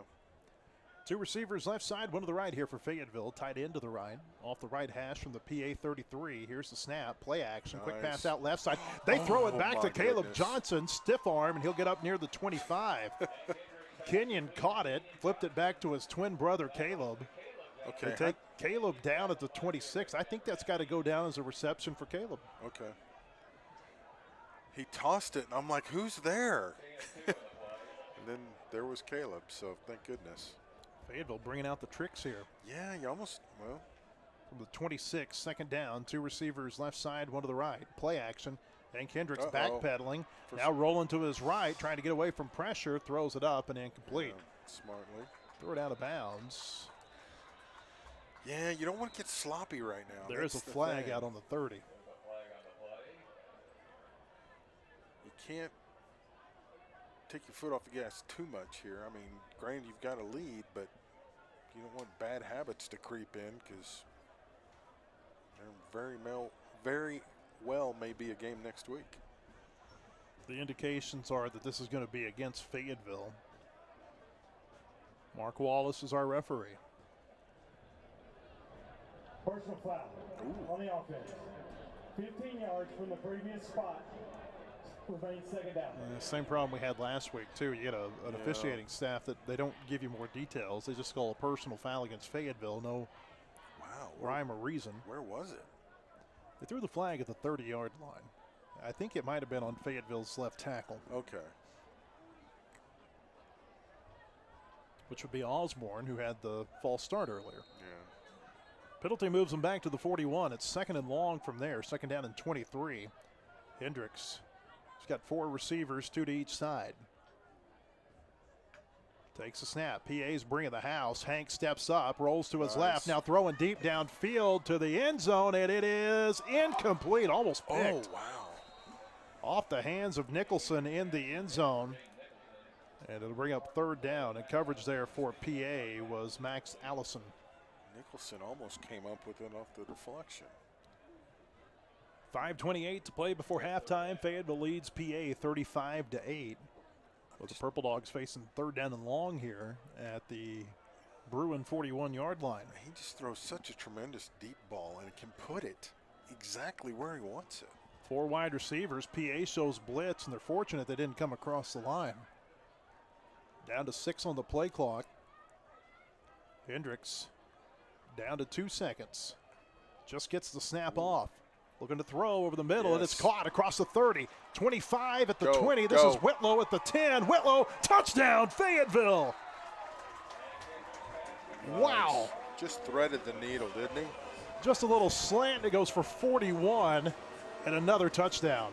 10 of 17, 197 yards and 4 scores. Hank Hendricks with maybe the best first half we've seen him play yet this year. Yeah, even though the numbers don't necessarily say it. We need to get him out here and put like 4 trash cans in the end zone and put him at the 45 and say, here, put these balls in there. I bet he could do it. So with Fayetteville up by 33, they're going to leave the offense out here and try to go for 2. Get a running clock. They've got this monster look out here. Hendricks is the quarterback. Takes the snap. He rolls to his left. Now throws back to the right. Nifty. This is Osborne with the catch, and he's going to be taken down at the 10. He dropped the ball. They can't return it. They blow the play dead. Okay. And Osborne, I hope he's okay, Blair. That didn't look too good. Yeah. He's down on the field. Okay, now he's up. He's up. He's all right. Well, no two-point conversion, but the touchdown brought to you by Alex Baldwin State Farm. Fayetteville's #1 auto insurer is on the web at callalexbaldwin.com. Still 5:20 to play in the first half here in Fayetteville. Purple Dogs lead PA 41-8 on the Fayetteville Sports Network. On Thursday, December 11th, the Fayetteville High School Student Council will hold its 28th annual Homeless Vigil. This event is designed to bring awareness and raise funds for students and families experiencing housing insecurity. All proceeds go to Fayetteville Public Schools Families in Transition, or the FIT program that supports these families in need. Our goal for the 2025 Homeless Vigil is $20,000, and you can help by donating either online or in person at Fayetteville High School the night of the vigil. To donate, scan the QR code and access the link provided.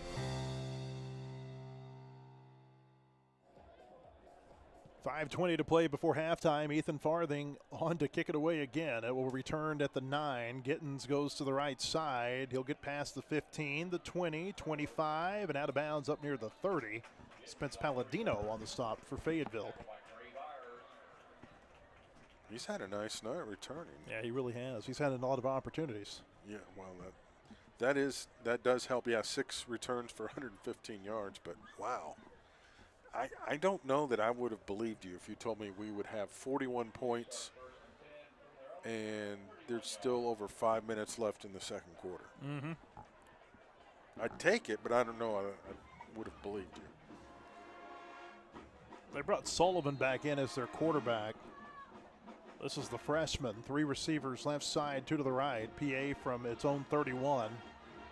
Sullivan takes the snap, looks right side, throws. It is caught, but not much there. Conine with the catch, run out of bounds by C.J. Bailey. We'll mark him at the 32.5-yard line. Great coverage. They give him the 33, so it's a 2-yard gain. Brings up 2nd and 8. Clock keeps running. 4:50 to play before halftime. 3 receivers left side, 2 to the right. Shotgun formation. Sullivan takes it. It's a quarterback keeper hit by Tidwell, and then he takes a big hit across the middle by Will Price up to the 35. It's a 2-yard gain, and it'll bring up 3rd down now for PA as the clock hits 4.5 minutes to play before the half. I think Mr. Price may have just earned himself a big hit burger. I felt that up here. Ouch. Fayetteville leading PA 41-8 in the first half of the first round playoff game. 2 receivers to both sides. Now they move a receiver in motion out to the left. Here's the snap. Sullivan throws left, and that pass is incomplete. He underthrew the intended receiver, Chase Hancock. Trey Byers was in coverage for Fayetteville. Yeah, that was the receiver he put out into motion too, so all right. It's 4th down. PA, I think it's safe to say they're going to keep the offense out on the field, right? I guess. Well, I mean, you've got a sophomore and a freshman quarterback. They just brought Orgel back in for Sullivan. Okay. Remember, Orgel he punted. kicked last time, so yeah. We'll see what they do here on 4th down and 6. They need to get to the PA 41. He's kicking up that. Orgel in the shotgun. Takes a snap. He's looking to throw. Left side, lobs it up. Hancock's got it across midfield. Broke a tackle. Fayetteville 40, and he'll get forward near the 35-yard line. Blake Johnson with the stop for the Purple Dogs. That's a big catch on 4th down. Yeah. Let's see. That is. Forgot to look at my stats here. They're 2 of 4 on 4th downs, 3 of 8 on 3rd downs. 30-yard gain there from 135 to the other. Orgel stays in as the quarterback here. 5 wide on first down. Rolls right side, being pressured, and now he's going to run. He gets across the 30, a flag's out. He gets to the 25, he takes a big hit from Kendrick Williams. Going to have to learn to get down. Flag out behind the line of scrimmage. This is going to come back. Yeah, it's going to be a hold. Pretty clearly it was a hold. I think it was the left tackle. Had a handful of jersey. Jeremiah Conley was bringing pressure from the backside, and without that hold, he might have gotten a sack. Here's Mark Wallace. On the offense, 10-yard penalty from the previous spot. Replay first down. So it'll bring up first down and long for PA. Yeah, and you got to have a talk to your quarterback. And a deal like that, you got to get down. You can't lower your shoulder and try to take on a defender in a vulnerable position like that. 5 wide receivers here for the Bruins on first down from the Fayetteville 45. First down and 20.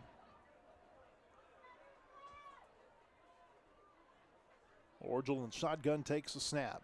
Rolls to the right. Being pressured, and he's going to go down for a sack. Sir.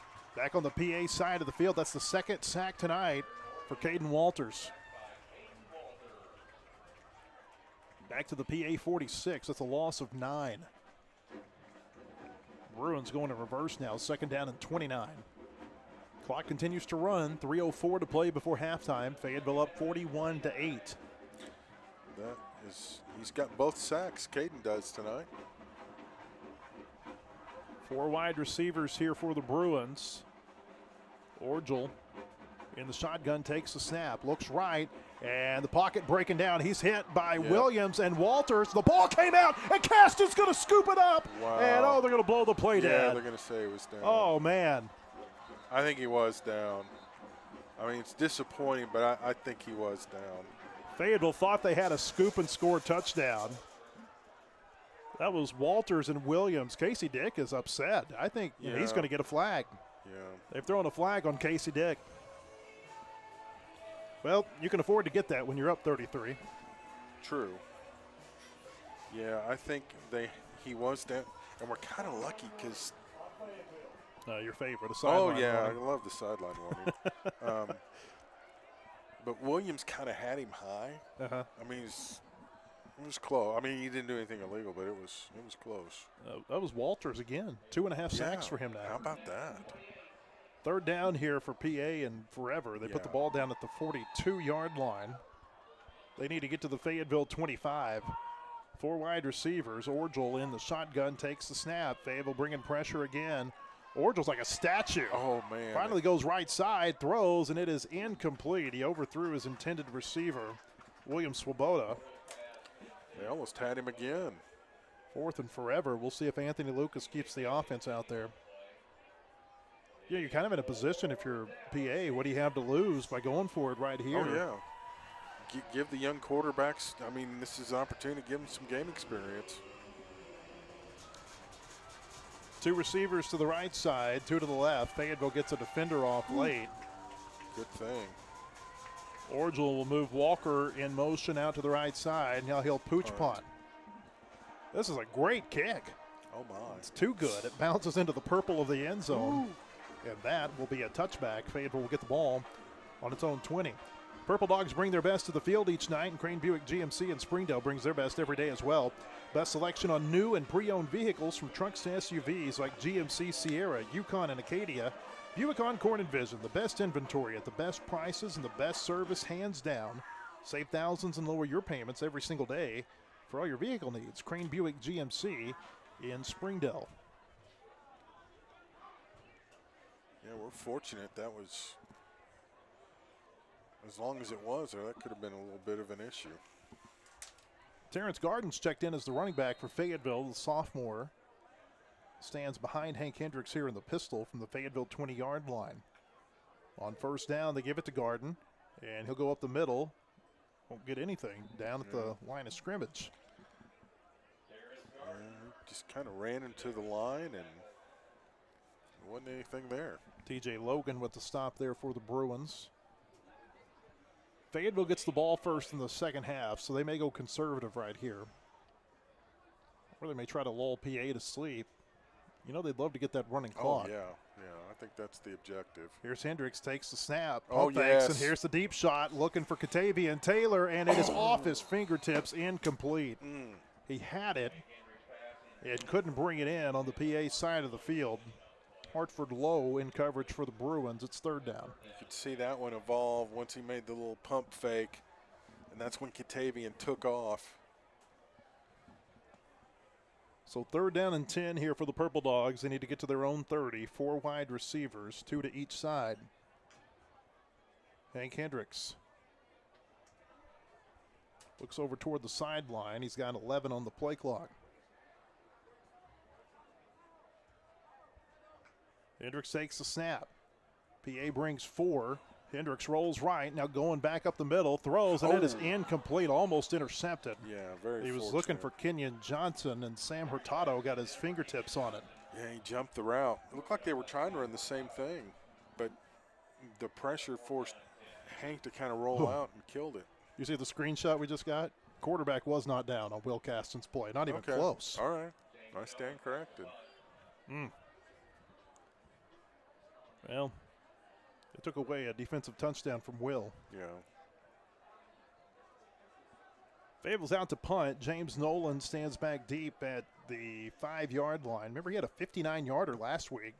Good snap by Patrick Alexander. And there's nobody back to return this for PA. It bounces at the 40, and it will come dead at the 39-yard line. Alexander down there to recover it for Fayetteville with 1:14 to play in the first half. That soccer game went final. Razorbacks won 1-0, so they're moving on to the second round of the NCAA tournament. Will they host that as well? It is to be determined. It's based on if Washington wins its first round game, then they will go to Seattle. Oh. And when will they play that, Sunday? That would be next weekend. Oh, next weekend, okay. So just one game this weekend. Yeah, it's kind of a weird match. format the way they do. It's like there's 4 weekends to play all of the College Cup for soccer. Okay. It goes 1 match, 2 matches, 1 match, 2 matches. That's weird. The championship's in Kansas City this year. If they can get Yeah, there, I saw that'd be that. local. Yeah, that'd be a road trip for a lot of folks. 5 wide receivers from the 39 of PA. Orgel being pressured, throws. It is caught by Gittens, and he'll be taken down quickly by Kendrick Williams. We'll mark him down at the 44, a 5-yard gain. We're down to a minute to play in the first half. Well, they played at that new stadium up there. I can't remember the really nice right there on the Missouri River. Here's the Orgel on second down, throws over the middle. It is caught across the 45 of Fayetteville and tripped up by Cole Mobley at about the 44, maybe 43-yard line. Greathouse gets up with a little bit of a limp. PA still got all of its timeouts, not taking any right here, though. Clock stomped on the first down completion at the Fayetteville 42. 41 seconds and counting now. Fayetteville shows blitz. Orgel takes the snap. Quick pass out right side. It is caught across the 40 up to the 38-yard line. C.J. Bailey with the stop on Hancock. And PA is going to take its first timeout, I think. They will. With 26 seconds to play in the first half, Fayetteville up 41-8. We'll step away for 30 seconds. This is Purple Dog Football.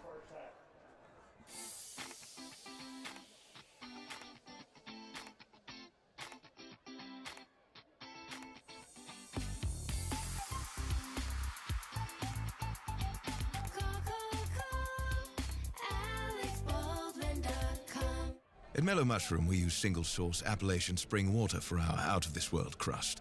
But you didn't need to know that. You'll taste the difference. I mean, it'd be brilliant if you did know that.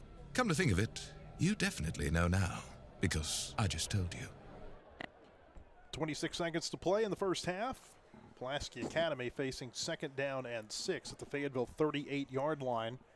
Purple Dogs lead this game 41-8. Big possession here because if Fayetteville can keep PA out of the end zone, Fayetteville gets the ball first in the second half with a chance to enact a running clock. Ooh, we almost had too many men on the field. 3 receivers left side, 1 to the right, off the right hash mark. Orgel takes the snap. He's trying to set up a screen. Now lets it go. Walker's got it. There's a flag out. 2 flags out. Walker's across the 20. Third flag comes out as he gets across the 5. This is a touchdown, but the chances seem high that this is coming back. Yeah. couple holds, most like different holds being flagged. I almost wonder if they had an ineligible receiver downfield, too. Yeah, that could be part of it as well. It took Orgel a long time to get that pass off. Well, they're going to have to kind of sort this out, too. One signal is a Fayetteville hold. Ooh. That was the first flag that was thrown over on the far side of the field in front of the PA bench. I think we might end up with offsetting penalties here. Either way, it's coming back. Here's Mark Wallace, our referee. There are 2 fouls on the play. We have holding on the offense. We have holding on the defense. Those penalties will offset. Replay second down. The other thing there, Blair, is that play took so long to develop. That went from 26 seconds down to 14 now. Yeah, that does change. That's not good for PA, good for us. It'll be second down again from the Fayetteville 38. PA's still got 2 timeouts remaining. Fayetteville's got 3. Orgel, empty backfield here on second down. 3 receivers to the right side, 2 to the left. Move a receiver in motion out to the right. Here's the snap. Orgel looking right side, throwing deep downfield, and it is incomplete. Good coverage there by C.J. Bailey on that pass. That was intended for Chase Hancock. And it brings up third down with 7 seconds to play in the half. Last play of the half. And you got to think they're going for the end zone.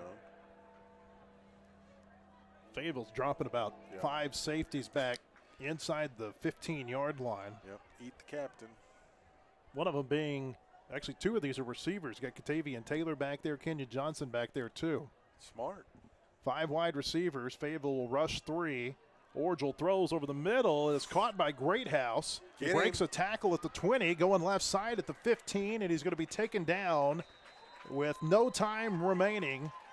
And we're at halftime. Cole Mobley made the stop for the Purple Dogs. What a dominant first half for Fayetteville.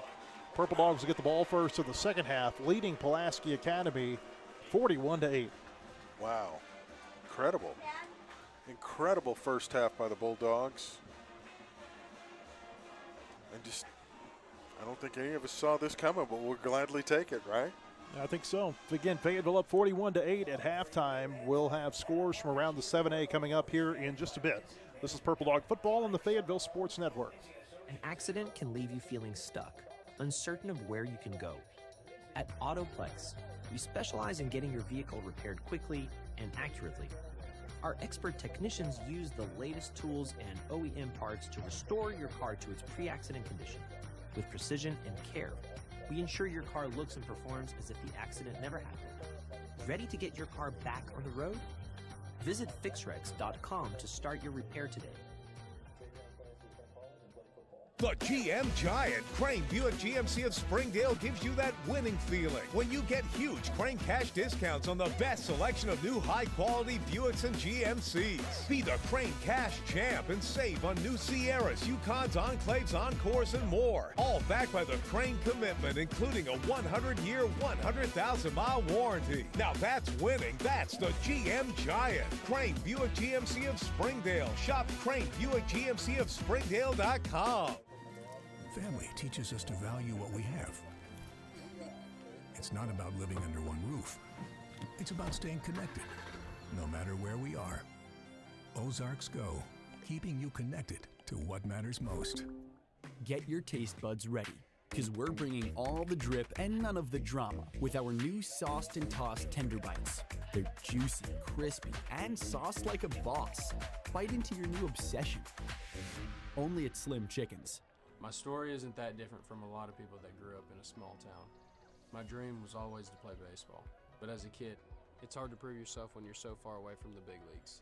When no one else thought I was good enough, our community did. From family to friends, coaches, and local businesses, my community built me into the player that I am today, and I'm just getting started. When you have the support of a community, anything is possible. First Community Bank, where community comes first. Joining us from Fayetteville, Arkansas, please welcome the Fayetteville High School Marching Band. I think the season this year went really well. It was a challenging show concept, chrysalis. As the same as the last few years I've been here, we've really been trying to take our program to that next level, competing at these Bands of America marching contests. Seeing all the competitive percussionists go on their state and all the competitions really strive me to be better and try to get into competitive next year. I would have to say just, seeing my group, the color guard, improve throughout the season. I feel like we've got a really good group this year. I enjoy going to rehearsals. I hope they do too. This year's marching season went really well. For state competition, we made a pretty good placement and we placed very high, and I think that I did my best at that, and I think it was one of our best performances yet.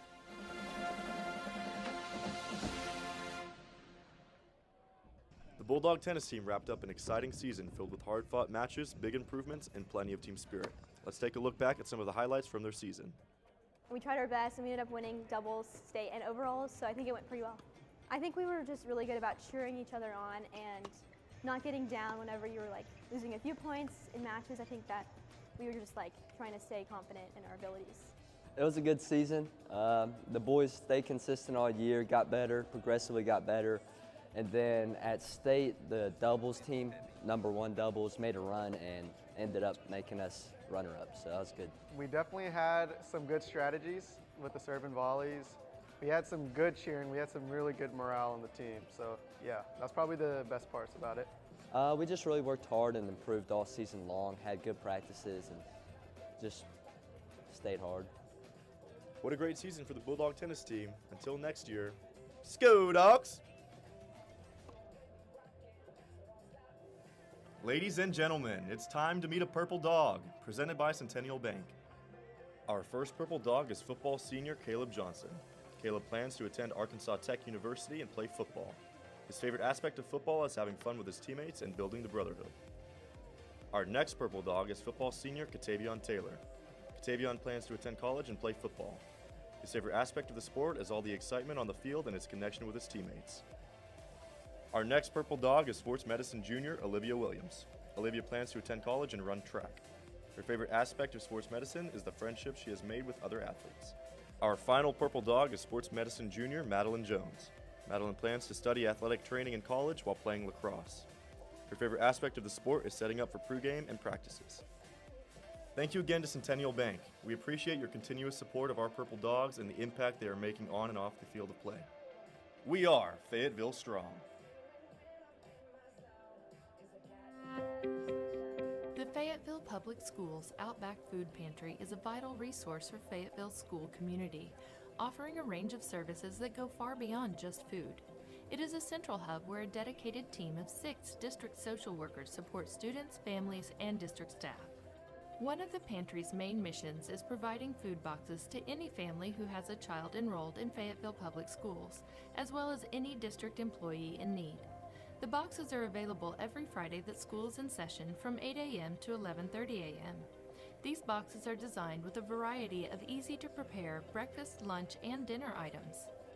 The Outback is so much more than a food pantry. It provides clothing, shoes, toiletries, and vouchers for other necessary items for any student in need. The staff can assist with filling out complex applications for public housing, food assistance, and health insurance. They can also provide referrals to families for transportation, rental assistance, shelter, and more. A special program called the Families in Transition, or the FIT program, offers specific support with clothing, school supplies, and other resources for students and families experiencing homelessness. The Outback Food Pantry stands as a powerful reminder of what can be accomplished when a community comes together. Through care, compassion, and connection, it ensures that every student and family in Fayetteville Public Schools has the support they need to thrive both inside and outside the classroom. To donate directly to the Outback program, scan the QR code, or for more information, search for the Outback Food Pantry.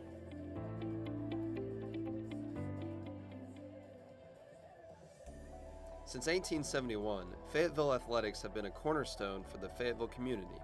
Tonight, we showcase the rich history and legacy of a championship culture built and forged by excellence, dedication, and passion. Tonight, we feature Forged by Fayetteville. Honestly, my favorite memories we probably made on the trips with my teammates for basketball. We had a lot of fun times, went to a lot of fun places, just the hotels, the little things, getting dinners and stuff like that. It's probably my favorite memory. I think being back as a coach is just, honestly, it's just kind of refueled my pride in school, and I feel very motivated to represent our school in a way that I feel like it deserves to be represented, and so I feel a lot of pride, and I really like it here. That's why I came back. Felt like as a teenager that Fayetteville High School became like a family and a second home to me, and I'm happy to pass that down to other kids. I think that when you're young, it's easy to not be in the moment. So my advice would be just stay in the moment, enjoy every day. Don't worry about the future and the past. Control what you can control. Graduation comes quick, and then life changes a lot after that. So enjoy high school, and then once you get out of it, be done with it and move on. Don't be afraid of failure. Don't be afraid to push yourself and get out of your comfort zone. I think Fayetteville High School is a really safe place to fail at and learn, and push yourself to dream big. The pathway of success is paved in your hometown, and we are honored to celebrate the many Purple Dog coaches that have blazed a pathway for our Bulldogs to dream big and reach for the impossible. We are all forged by Fayetteville.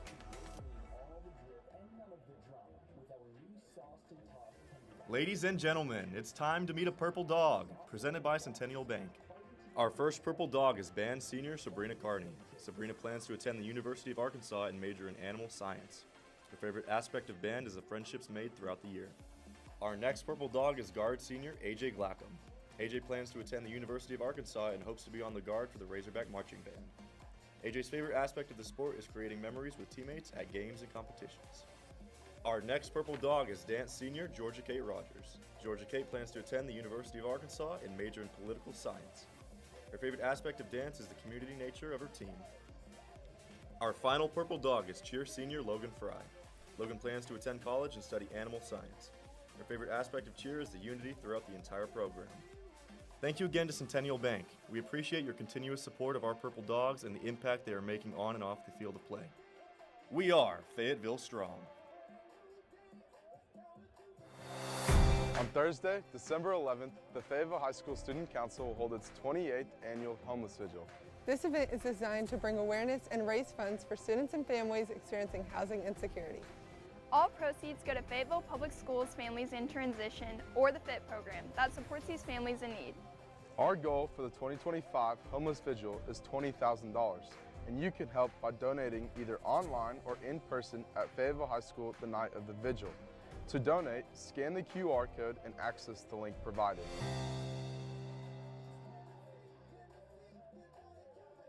Across the state of Arkansas, Farmers and Merchants Bank and the Bank of Fayetteville join you in cheering on our favorite teams.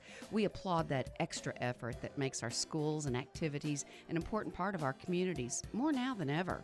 Working as a team to make our communities better by helping you reach your goals, that's what happens at Farmers and Merchants Bank and the Bank of Fayetteville, home of me banking, member FDIC.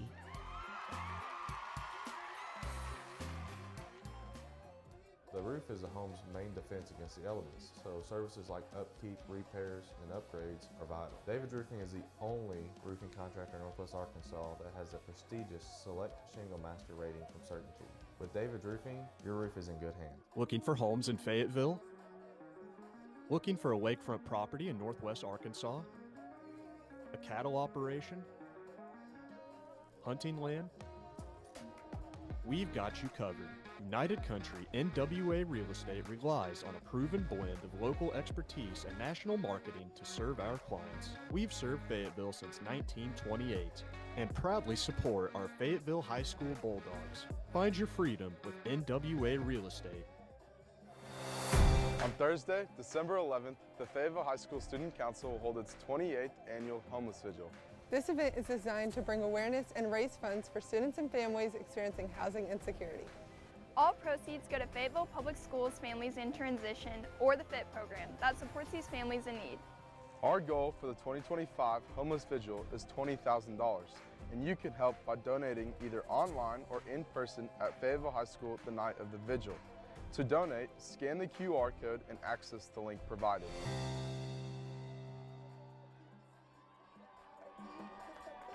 We're still at halftime here at Harmon Field. Fayetteville leading Pulaski Academy by a score of 41-8. Purple Dog offense was phenomenal in that first half, Blair. They were almost as good as this young man who's dancing at the 50, working the crowd into a frenzy. He's very good. His parents are going to realize that that's their kid out there at some point. Like, oh, Lord, what have we done? Yeah, well, that's where the light show kind of hides who it is. Both teams with 11 first downs, which is kind of interesting. They've rushed 18 times for 14 yards. We've rushed 11 times for 83. They've passed for 181. We've passed for 197. We've got a future superstar out there. He's going. Javian Walker's leading carrier, 10 rushes, 26 yards and a score. Caleb Johnson, great first half. 9 carries, 75 yards, 2 scores. Hank rushed once for 8 yards. Terrence Garden rushed once, did not gain any yards. Orgel, 13 of 23, 144 yards passing, 3 picks, though Sullivan probably had that 1 pick. Yeah, 2 for Orgel, 1 for Sullivan. Yeah, I forgot to correct that. Sullivan, 5 of 7 for 37 yards and a pick. Hank Hendricks, 10 of 19 after a very slow start. I think he was like 4 of 13 at one point. Finished strong, 10 of 19, 197 yards, 4 touchdowns, no picks. Kenyon Johnson, 3 catches, 67 yards and a score. Katavian Taylor, 3 catches, 63 yards and a score. Charles Whitlow, 3 catches, 59 yards, 2 scores. Caleb Johnson, 1 catch, 8 yards. Great job. Let's see, sacks. How about Caden Walters tonight? 2.5 sacks, and a half sack also going to Jeremiah Williams. And the Bulldogs have just really done a nice job all around and have just dominated this game. I mean, they've just dominated the first half. All right, so let's look at some scores from around the 7A. Other 7A West teams playing other 7A Central teams tonight. Yes, Springdale at Cabot tonight, 38-17 Bulldogs at the half. The winner of that one goes to Bentonville next week. Surprise in Centerton. North Little Rock leads Bentonville West 21-20 at halftime. The winner of that one goes to Conway. Little Rock Christian leading Harbor 23-6. The winner of that one goes to Rogers next week, and of course our winner goes to Bryant. Other scores: Van Buren leads Marion 18-13. Farmington leading Harding Academy, who's normally, goes to the finals quite often, 20-0. And I don't even know what that. I can't read this writing. It's 14-7 somebody, but I don't even know what. Say Van Buren and Marion. Yeah. Well, that's from one river to the other. Matchup, yeah. Golly, that's about. I think they played last year too, and they played in Marion. Huh. So Van Buren, gets the revenge game at home and leads 18-7. So. Again, our score here: Fayetteville leading Pulaski Academy 41-8. It's kind of a party here at halftime. Fayetteville fans obviously feeling like the Purple Dogs have got this sealed up, and they pretty much can erase any doubt if they score first here in the second half and get the running clock going. And winner tonight takes on Bryant next week down in Central Arkansas. We'll step away again. About 3 minutes left on the halftime clock, but we think they'll put an extra 3 on there for a warm-up period. So probably about 6 minutes away from the start of the second half. Fayetteville up 41-8 over PA. This is Purple Dog Football on the Fayetteville Sports Network.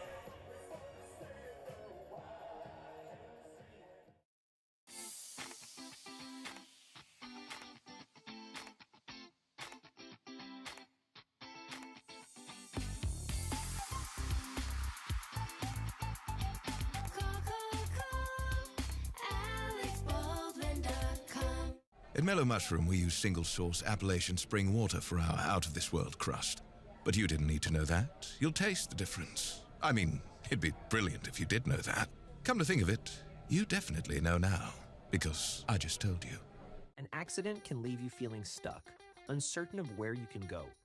At Autoplex, we specialize in getting your vehicle repaired quickly and accurately. Our expert technicians use the latest tools and OEM parts to restore your car to its pre-accident condition. With precision and care, we ensure your car looks and performs as if the accident never happened. Ready to get your car back on the road? Visit fixrex.com to start your repair today.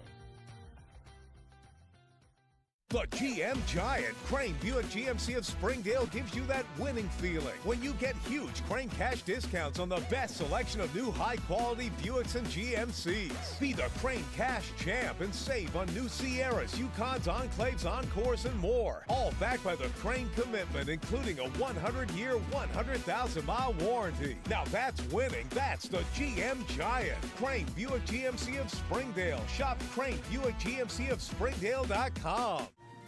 Family teaches us to value what we have. It's not about living under one roof. It's about staying connected, no matter where we are. Ozarks Go, keeping you connected to what matters most.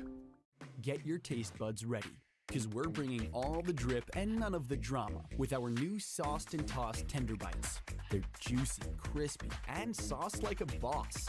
Bite into your new obsession. Only at Slim Chickens. My story isn't that different from a lot of people that grew up in a small town. My dream was always to play baseball, but as a kid, it's hard to prove yourself when you're so far away from the big leagues.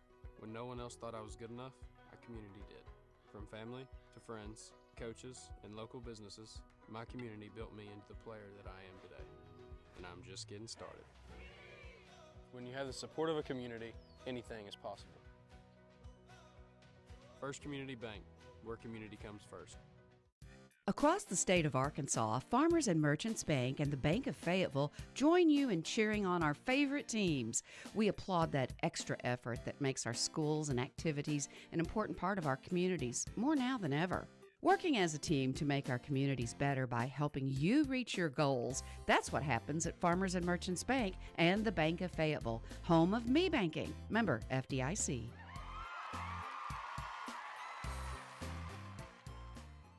The roof is a home's main defense against the elements, so services like upkeep, repairs, and upgrades are vital. David's Roofing is the only roofing contractor in Northwest Arkansas that has a prestigious Select Shingle Master rating from Certainty.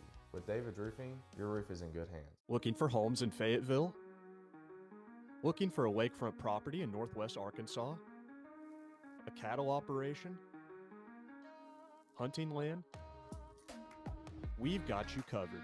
United Country NWA Real Estate relies on a proven blend of local expertise and national marketing to serve our clients. We've served Fayetteville since 1928 and proudly support our Fayetteville High School Bulldogs. Find your freedom with NWA Real Estate. And we're back at Harmon Field, Fayetteville leading PA 41-8. We get ready to start the second half. Pulaski Academy is going to kick the ball away, but Blair, like we said, you can't just assume that Fayetteville's going to get the ball back because the expectation is they'll have an onside kick. Yeah, I mean, that's what they do. So yeah, it's going to be interesting, too. If we get the running clock, do you pull all the starters and rest them up for next week? I think you would. Hey, we forgot to say, the second quarter was brought to you by Dana Boring at Eagle Bank Mortgage. Now's the best time to kick off your goal of buying a home. Apply online today at danaboring.com. She and her team will get you to the end zone. Dana, D-A-N-A, Boring, B-O-R-E-I-N-G.com.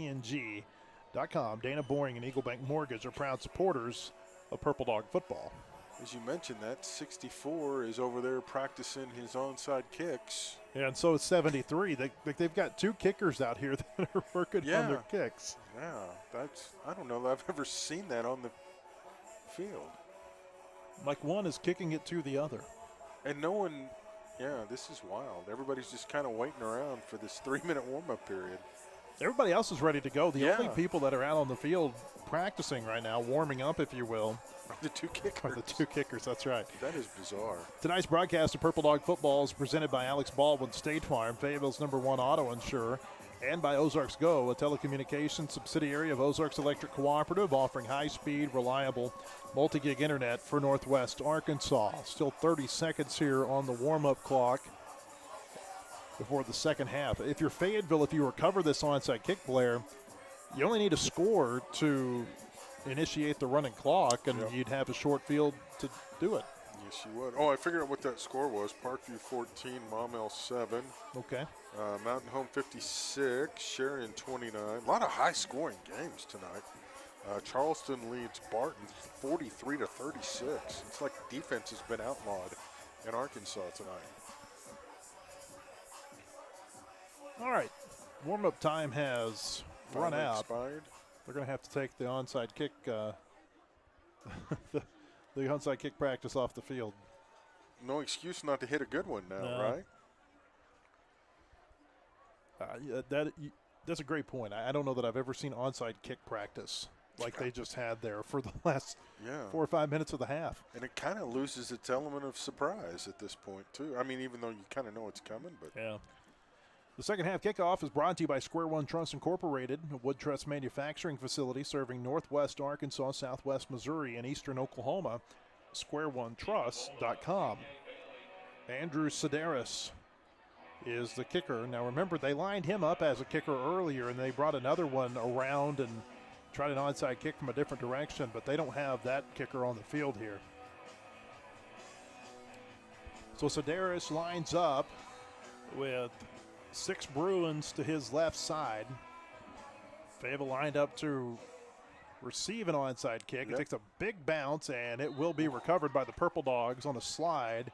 Charles Whitlow came up and made a nice recovery at the 47 of Fayetteville. So that's where the Purple Dogs will start this third quarter. Third quarter brought to you by Nutriment. Call Nutriment now for all your lawn service needs. 479-365-2222. That's 479-365-2222. Nutriment's a proud supporter of Purple Dog football. Fayetteville up 41-8, needing a score to get a running clock and pretty much punch its ticket to Bryant next week for a second-round game against the Hornets. Fayetteville and Bryant, no strangers in the playoff, although they have not played, Blair, since 2021, that great state title game down at War Memorial. Yep. 4 wide receivers here for the Purple Dogs. Now they bring Nicholson in motion to the left side. Handed up Caleb Johnson. Yeah. Big hole across the 40, and he'll get up to the PA 35-yard line. An 18-yard gain for Caleb Johnson on the first play of the half.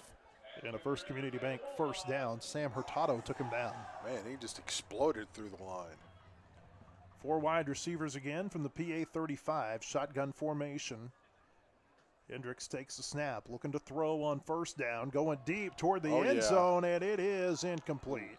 Just a little behind him. Katavian Taylor, the intended receiver. Hartford low in coverage for PA. That'll bring up second down and 10.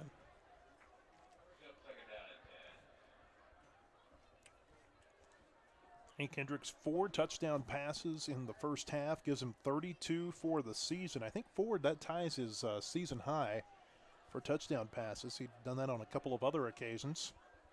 Yeah, I forgot to look where he ranks on this in the Here's a screen left side. Whitlow's got it across the 30. Whitlow's at the 25, the 20, and he's going to be brought down at the PA 18-yard line, a 17-yard gain, and a First Community Bank first down. The Purple Dogs are inside the Fayetteville Auto Park Toyota Chevy red zone.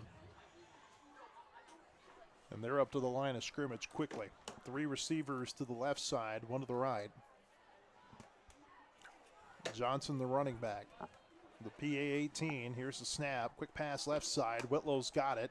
He gets across the 15, and they'll call him down there. Burns made the stop. 3-yard gain there for Whitlow, and it brings up second down and 7. Clock runs, under 11 minutes to play third quarter. Fayetteville up 41-8. Purple Dogs trying to win their first playoff game since they beat Bentonville in the state championship 2 years ago. 2 receivers to the right side, 2 to the left. On second down, here's the give. Caleb Johnson takes it, and he'll get inside the 10. They still haven't taken him down. They'll finally blow this play dead as he gets forward to the 9-yard line. A 6-yard gain. We'll bring up third down and a yard. Kind of hard to believe that Bentonville was the last playoff win for Fayetteville. Oh, you said that, and I was like, wow, that's... It doesn't seem like very long ago, but then you start thinking about everything that's happened since then, and these seniors on this field were sophomores that day down at War Memorial. Third down and a yard from PA's 9. Hendricks in the shotgun. Takes the snap. Here's the give. Caleb Johnson up the middle. Caleb's at the 5, and he'll fall forward to the 4-yard line. Gets 5 yards on 3rd and 1. It's a First Community Bank first down. It'll be first down and goal here for the Purple Dogs. 12 carries, 104 yards. So good to see him over the century mark. First down and goal, 9:58 to play third quarter. Hendricks in the pistol formation with Johnson behind him. They hand it off. Caleb Johnson goes right side trying to bounce it, and he'll put his shoulder down. He'll be short of the pylon. He'll get up to about the 1. Gain of 3 yards, and it'll bring up second down and goal. Fayetteville almost brought in a 6th offensive lineman for this play, and they call him off at the last second. They've got 2 tight ends in here. Brighton Clark lined up to the right side of the formation. Katavian Taylor over there as well. Second and goal from the 1. Now they shift everybody over to the left side. In the shotgun, Hendricks takes it. He fakes it. He's going to walk in for a touchdown. Ooh. Touchdown Fayetteville. Hank Hendricks will go in from a yard out, and we're going to get a running clock the rest of this game. Nice. You got to give PA's linebacker there some credit, Blair. He could have unloaded on Hank. It looked like it was going to be a walk-in touchdown, and Owen Smith made it interesting. Here comes an Anchor Point extra point for comprehensive wealth management called Jeremy Forbes at Anchor Point Financial, anchorpointadvisors.com. Ethan Farthing on to kick it. Cooper will snap. Woodruff will hold, and this kick is good. Touchdown brought to you by Alex Baldwin, State Farm, Fayetteville's #1 auto insurers, on the web at callalexbaldwin.com. We're going to have a running clock the rest of the night here at Harmon Field. 9:43 to play third quarter. Fayetteville leads Pulaski Academy 48-8. This is Purple Dog Football on the Fayetteville Sports Network. On Thursday, December 11th, the Fayetteville High School Student Council will hold its 28th annual Homeless Vigil. This event is designed to bring awareness and raise funds for students and families experiencing housing insecurity. All proceeds go to Fayetteville Public Schools Families in Transition or the FIT program that supports these families in need. Our goal for the 2025 Homeless Vigil is $20,000, and you can help by donating either online or in person at Fayetteville High School the night of the vigil. To donate, scan the QR code and access the link provided.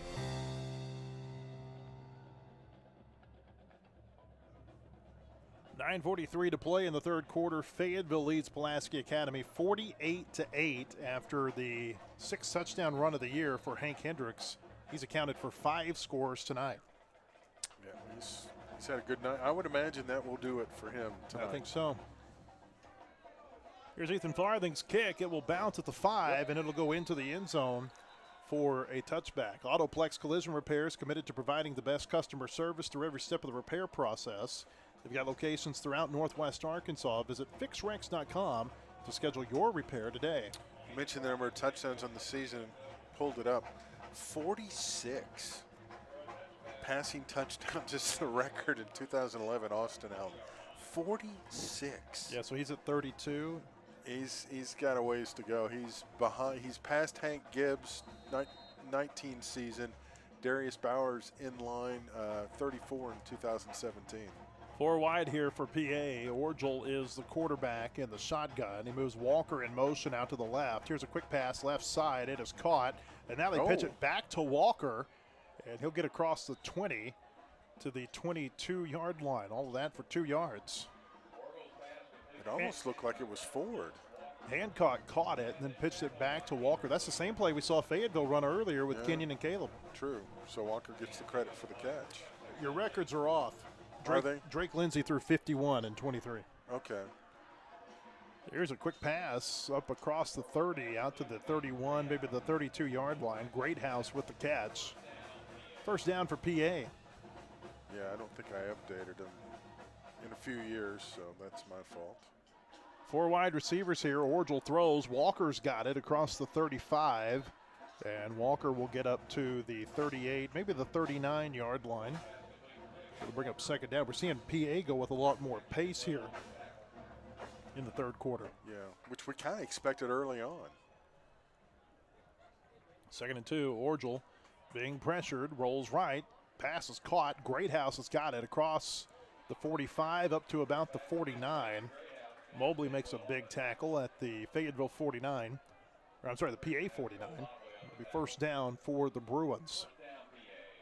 Clock is going to run throughout the second half, 8:23 and counting. Orgel takes the snap on first down, runs it left side. He gets across midfield, and he'll be taken down by Mobley up at the 47. 4-yard gain. I mean, this is like double, triple speed of the pace that PA ran in the first half, Blair. Yeah, this is super fast. 5 wide receivers. Orgel takes the snap, throws to the right, and that pass is incomplete. Walker, the intended receiver, brings up third down. There's a story about whenever Shiloh figured out the no huddle under Gus Malzahn. It was in a playoff game where they were down by a bunch like this, and they just kind of started going fast, and it went so well for them. They lost the game, but it was like, let's do that next year. And, of course, it turned into a big deal. Here's a pass. It is caught, but a quick tackle made by C.J. Bailey on Chase Hancock up at the 44-yard line. It'll bring up fourth down. 4th down and 3 here for the Bruins at the Fayetteville 44. 5 wide receivers for the Bruins. 3 to the left side, 2 to the right. Ball on the right hash. Orgel looks over toward the sideline. He's still got 18 on the play clock. Here's a snap on 4th down. Fayetteville brings 3. Orgel throwing deep downfield, and it is knocked away, incomplete. Kendrick Williams with a nice play there on the pass that was intended for William Swoboda. And Fayetteville will take over on downs again with 6:51 to play in the third quarter. Well, that was really nice. Mellow Mushrooms, home to great pizzas, salads, and calzones. Plus a full bar with 27 drafts on tap. They're locally owned and operated at 1460 East Augustine Lane since 2008. MellowMushroom.com. Oh, I ask on the running clock. Change of possession and scores. Unless you're at Fort Smith Southside. Yeah, and then it's and that's if the coaches agree Okay. to it. The coaches can't agree to it to just not stop it at all. First down here. Hank Hendricks is going to stay in. They throw left side. Whitlow's got it across the 45 of PA. Broke a tackle. Gets forward past the 40 and to the 39-yard line. Whitlow with a gain of 17 and a First Community Bank first down. Nice. I will update the school records for next week. 4 wide here for Fayetteville, and PA's got a player down. Yeah. Like maybe dealing with a cramp, which is so crazy to think about. It's mid-November, and you're dealing with cramps, but it was a warm day today. It was very warm. I was out at the NCAA cross country regional this afternoon. Oh, yeah, that was today. How'd that go? I mean, well, that's really in the morning. The number, and I know this is any cross country meet, the finish line's like a triage, but the number that were just falling down and dealing with cramps at the end was just, you don't expect it for an NCAA cross country meet this time of year. No, not this kind of weather. No. Coldest I ever was the NCAA cross country meet in Ames, Iowa. The wind chill was 43 below zero, and we had no idea it was going to be that cold, and we were not prepared. Well, you know, a lot of times it gets run up in Terre Haute, Indiana, which is similar weather, you know, right there before Thanksgiving. A lot of wind. There have been many times where a runner ends up with hypothermia because of the weather. It's rough. Yeah. Jay Ricks Abernathy was the injured defensive back. He's going to run off on his own paddler. Again, it was a cramp that he was dealing with there for the Bruins. Yeah. Of course, the nice thing for the runners, they're the ones moving. When you're watching the meet, you're standing still in the cold, and it's even worse. First down for Fayetteville here at the PA 39-yard line. 4 wide receivers. Hank Hendricks is in the shotgun. 6:25 to play third quarter. Takes a snap. Terrence Garden's going to get the give. Going left side across the 35, and he'll get up to the 30 before he's taken out of bounds. Nice run there. Hancock made the stop for the Bruins. It's a 9-yard gain. It'll bring up second down and a yard. This has got to be a deal here, Blair, where they want to get this offense one more touchdown, and then they get him out. Jabron Avent will come in motion around to the right side on second down. They throw it to him out in the flat. He's got it across the 30, the 25. He's at the 20. Nice. And Avent taken down from behind inside the 15 to the 14-yard line. A 17-yard gain for Avent and another First Community Bank first down. The Purple Dogs are inside the Fayetteville Auto Park Toyota Chevy Red Zone.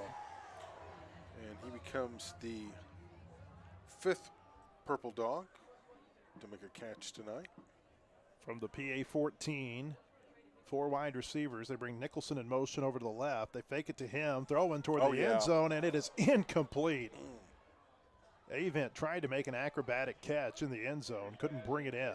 Just got turned around a little bit. Not the best ball by Hank Hendricks. 14 of 25, 250 yards, 4 scores. Clock continues to run even after the incompletion. We're under 5 minutes to play here, third quarter.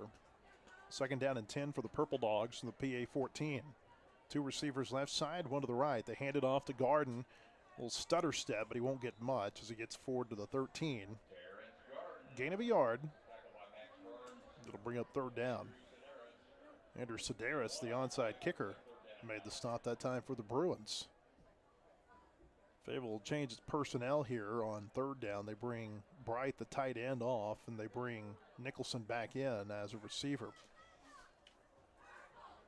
They've gone down to their 2nd line of receivers now here, Blair. They've got Avent, Anderson, Chingalani all in there. 3rd down, Hendricks throws, and the ball was batted down, incomplete. He was trying to hit Garden on a wheel route out of the backfield, but Colin Hood knocked it down for PA. And Fayetteville's going to settle for a field goal attempt. Here comes Ethan Farthing. It's all right. Get a field goal under his belt here in the playoffs. I mean, this will be his first playoff attempt. So Ethan Farthing's career long, on the varsity level at least, is a 25-yarder. This will be a 30-yard attempt right in the middle of the field. Cooper will snap. Woodruff will hold. Here's the kick on the way, and it is good. Nice. Tucked it right inside the left upright. A 30-yard field goal for Ethan Farthing. And with 3:28 to play in the third quarter, Fayetteville adds to its lead. The new score here at Harmon Field is Fayetteville 51, PA 8. This is Purple Dog Football on the Fayetteville Sports Network.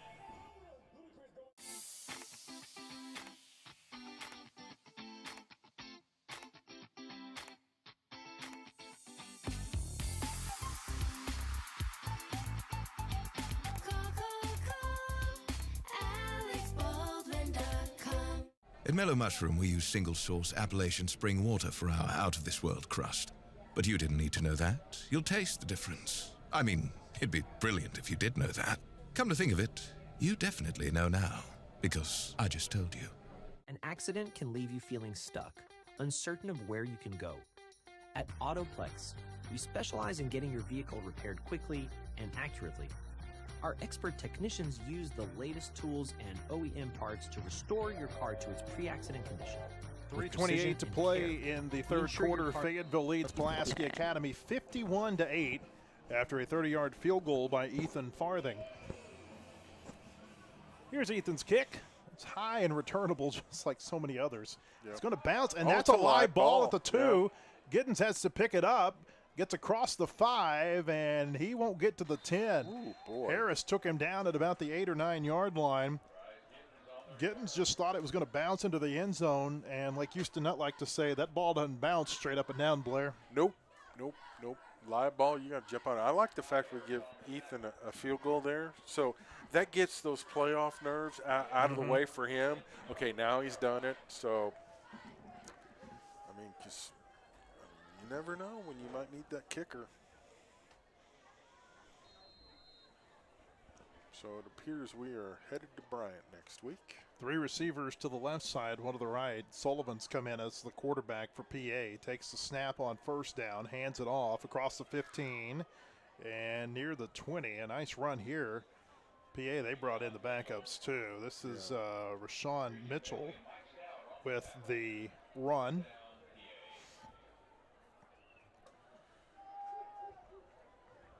I gotta check this.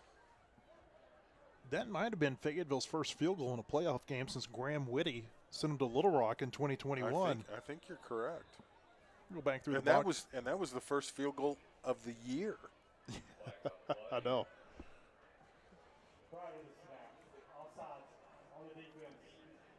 What an amazing story, too. Graham Whitty pulled off the soccer team, basically on like a 1-game lease.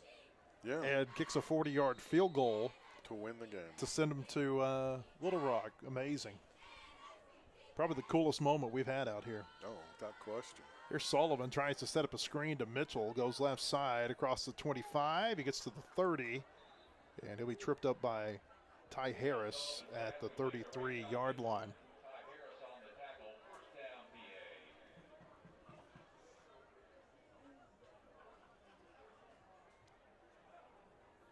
Five wide receivers here for the Bruins at their own 33. Yeah, we got quarterbacks warming up, so I would assume Sullivan's going to keep it himself. And boy, what a hit he took up at the 34-yard line. Tripped up by Blake Johnson. They'll give him the 35, so it's a 2-yard gain. That'll bring up 2nd down and 8. Minute 34 to play, third quarter. Sullivan rolls right, and Mitchell's got it, and he'll give himself up out of bounds as Christian Bailey ushers him out of bounds at the 39. Bring up 3rd down. Fayetteville leads Pulaski Academy 51-8. Bowers and Rogers are warming up their arms on the Fayetteville sideline, so I believe we'll have a quarterback change. 4 wide.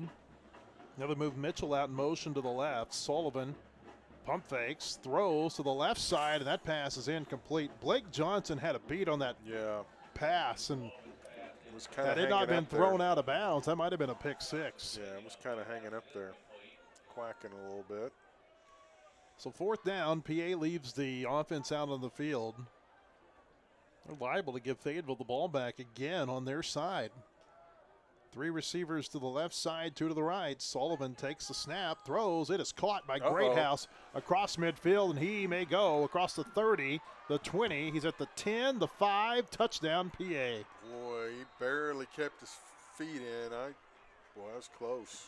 Just like Fayetteville in the first half, PA converts a 4th down on just a simple slant pattern. And Mason Greathouse able to outrun Ty Harris to the pylon. Boy, I don't know. He might have stepped out about the 5, but. So that breaks a 30-0 run right there, Blair. Fayetteville scored the first 21. It was 21-8. Then Fayetteville had scored 30 in a row before that touchdown pass. They may have to take a timeout, Matt. They can't figure out which quarterback they want to keep out there. Sullivan came off the field. Orgel went on, and now Sullivan's back on for the 2-point try. Mitchell is running back in the shotgun, down to 3 seconds on the play clock. Here's a pass over the middle, and it is caught by Conine. And the 2-point try is good. 23 seconds to play in the third quarter. The new score here at Harmon Field, Fayetteville 51, Pulaski Academy 14. This is Purple Dog Football on the Fayetteville Sports Network. The GM Giant, Crane Buick GMC of Springdale gives you that winning feeling when you get huge Crane cash discounts on the best selection of new high-quality Buicks and GMCs. Be the Crane cash champ and save on new Sierras, Yukons, Enclaves, Encores, and more. All backed by the Crane commitment, including a 100-year, 100,000-mile warranty. Now that's winning. That's the GM Giant. Crane Buick GMC of Springdale. Shop Crane Buick GMC of Springdale.com.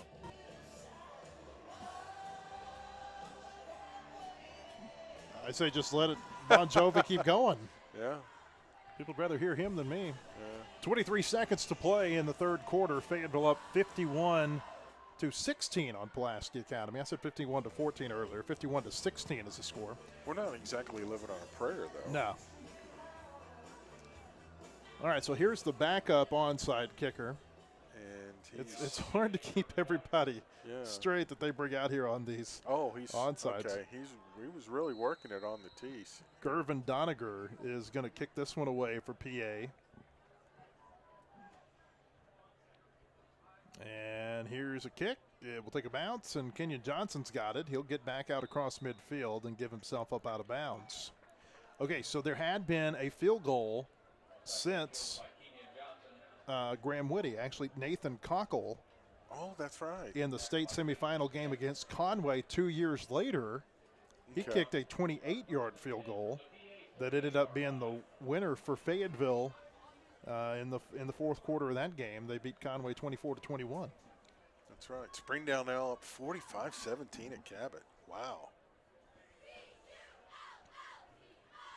It's a little bit of a surprise. We'll check in on West here. So first down for Fayetteville. Cade Rogers, the new quarterback for the Purple Dogs at the PA 48-yard line. He takes the snap, hands it off. Terrence Garden starts up the middle, bounces left side, breaks a tackle. Terrence is going to get past the 45 and a nice 6-yard run out to the 42-yard line. That will be the final play of the third quarter, taken down there by Raheem Jackson. We got 12 minutes left to go, and then we're on to Bryant. Fayetteville leads Pulaski Academy 51-16. This is Purple Dog football on the Fayetteville Sports Network.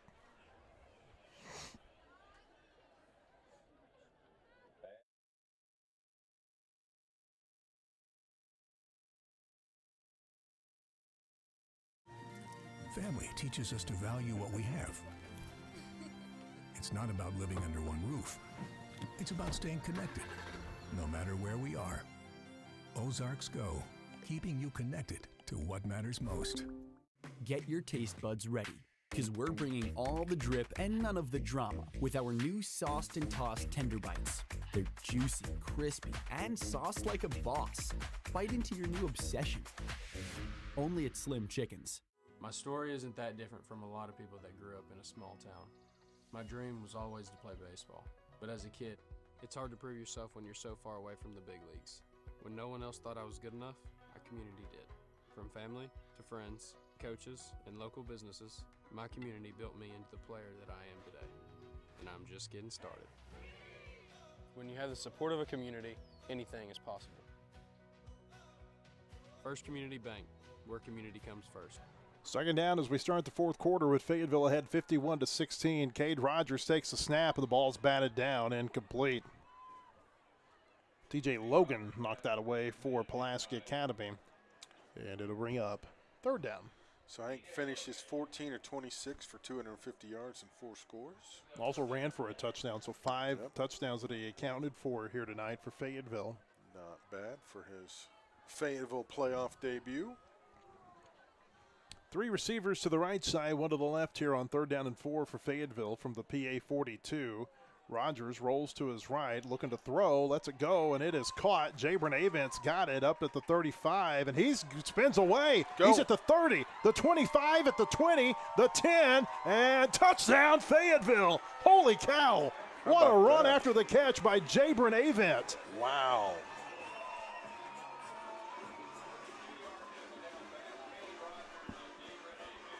Man. Awesome. Jabron Avent has been really good for Fayetteville this year on Monday nights in the JV games, but he hadn't played a whole lot in the varsity games. That is his first touchdown catch of the season. Here's an Anchor Point Extra Point for comprehensive wealth management. Called Jeremy Forbes at Anchor Point Financial, anchorpointadvisors.com. The Purple Dogs late to get a offensive lineman on for this PAT. And they're going to have to spend a timeout. Boy, how about that run after the catch by Jabron Avent? Just refused to go down. That was beautiful. Since we got our timeout, we'll let you know the Alex Baldwin State Farm players of the game for the Harbor game. On offense, Kenyon Johnson, appropriately. And on defense, Blake Johnson. Well deserved by Kenyon and Blake. Alex has sponsored the Bulldog Player of the Week since 2013. We appreciate his support of Fayetteville Purple Dog football. Remember, for all your insurance needs, call Alex Baldwin, your State Farm insurance agent in Fayetteville. Visit his website at callalexbaldwin.com, and we'll tell you the multiple winners of the Big Hit Burger from Fellner Brothers for that Harbor game. Spence Palladino and Cole Mobley. Spence has been eating a lot of burgers this year. 2768 North College, and that's a good thing. In College in Fayetteville, 7 days a week, 11 to 9. Download the Feltner Brothers app and order carryout or curbside from your phone and get your own Big Hit Burger without hitting anybody. Johnson and Johnson were the players of the week, and Caleb Johnson had 4 touchdowns. He could have been 2. Here's the snap. The kick is on the way, and the Anchor Point Extra Point is good by Ethan Farthing.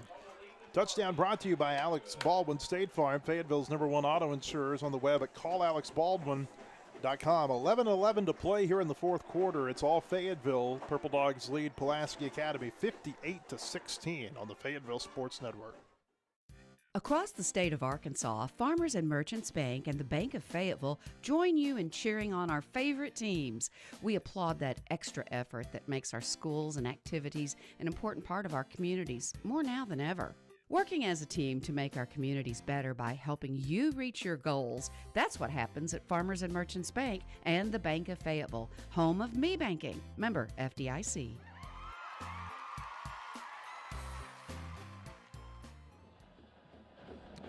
$11:11 to play here for Fayetteville, up 58-16 over Pulaski Academy.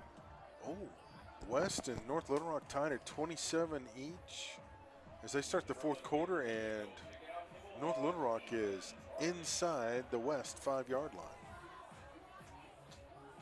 This very well could be the only 7A West over 7A Central they just scored. Win tonight. Yikes. Wow, that's a shocker. Ethan Farthing's kick is high and over end and returnable from the 12. Gittins will go right side across the 20. He'll get to the 25, out across the 30, and he'll be taken down by Ethan Farthing. Nice. Ethan Farthing, the kicker, got down there and made the tackle. And the Purple Dogs are fired up. He may get a big hit burger. I take that. That was not Ethan. I'm sorry. Oh, okay. I'm sorry. I have cheated. Who made that kick? I'm going to get you a name here in just a second because they've changed some numbers up on us. That was somebody wearing number 40, and we don't have a number 40 on our roster. So, they made a change. I got to tell you, one thing that they did right there, Blair, is, you know what I think has happened here?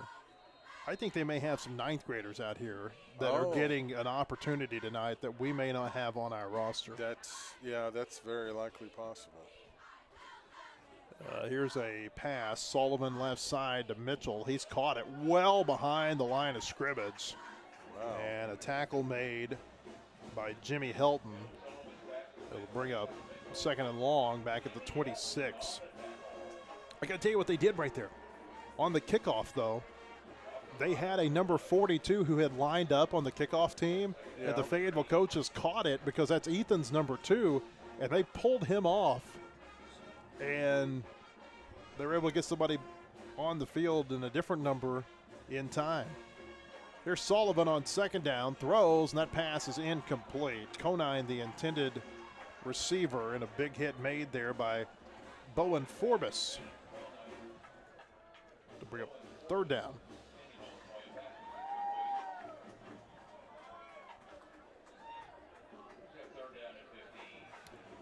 .10:01 and counting to play here. Fayetteville ahead 58-16.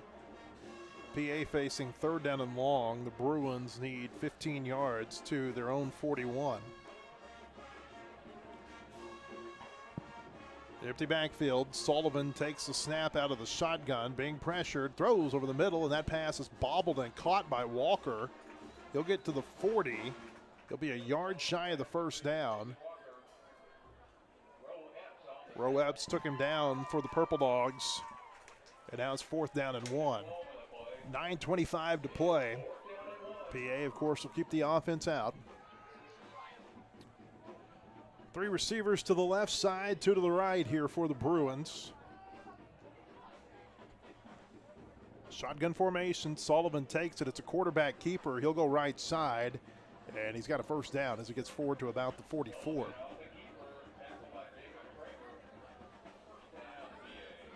So that'll keep the drive alive for the Bruins. Jacob Kramer took him down. Christian now up 44-27 on Harbor. So I think you can probably go Sharpie on that one. We are working to find this out. I don't know if we'll get it. And here's a run left side. Walker breaks a tackle, and he's going to get across midfield up to the Fayetteville 48. Kramer took him down at the 47. So we're working to find out. Again, I don't know if we're going to get this before the end of the night. No. Whether or not this is the most points Fayetteville's ever scored in the playoffs. I mean, 58 points, you would think that's got a chance to be a playoff record. Yeah.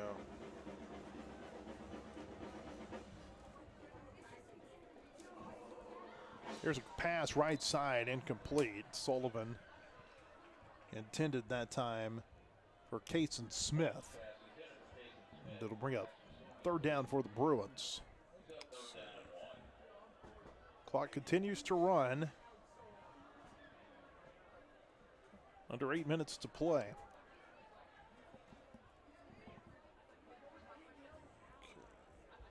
Shotgun formation. Sullivan takes the snap on third down, throws over the middle, and it is incomplete.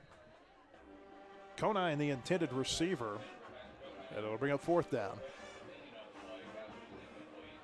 Let's see.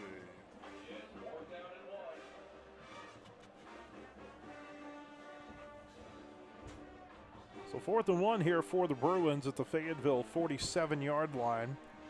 4 wide receivers for Pulaski Academy.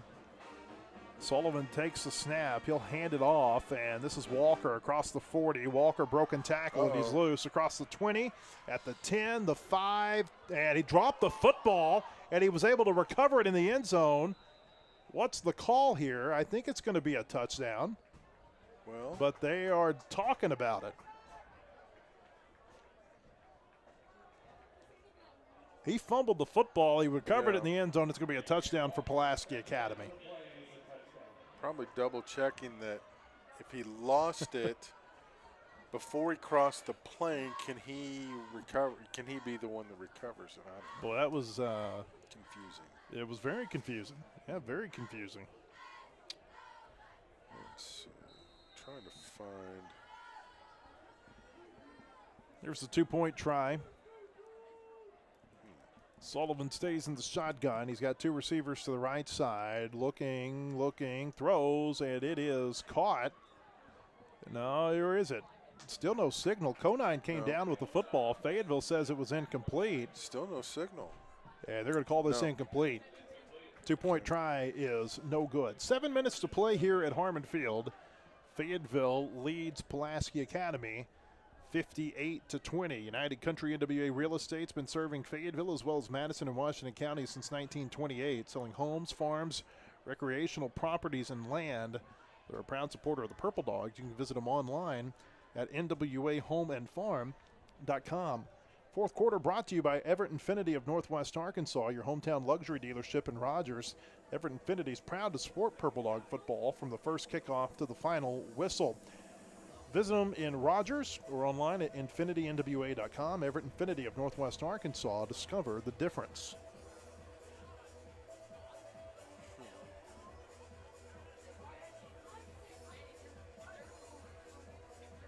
Fayetteville will play at Bryant next week. And we mentioned earlier, these two teams are certainly no strangers to one another. There was a stretch there, Blair, where Fayetteville lost to Bryant 3 consecutive years in Bryant in 2017, 18, and 19.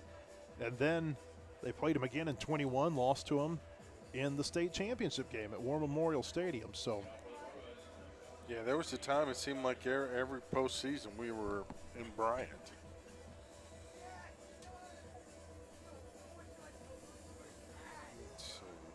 I cannot find, I don't know, I'll call the AAA and find out if there's a record book for the playoffs. Doniger with an onside kick, and this is going to be fielded by Fayetteville. He took a big hit at the end of it. We're trying to see who recovered that for the Purple Dogs. It looks like it was Charles Whitlow who came away with it. And so Fayetteville will start this drive at its own 47 with 6 minutes and 58 seconds to play.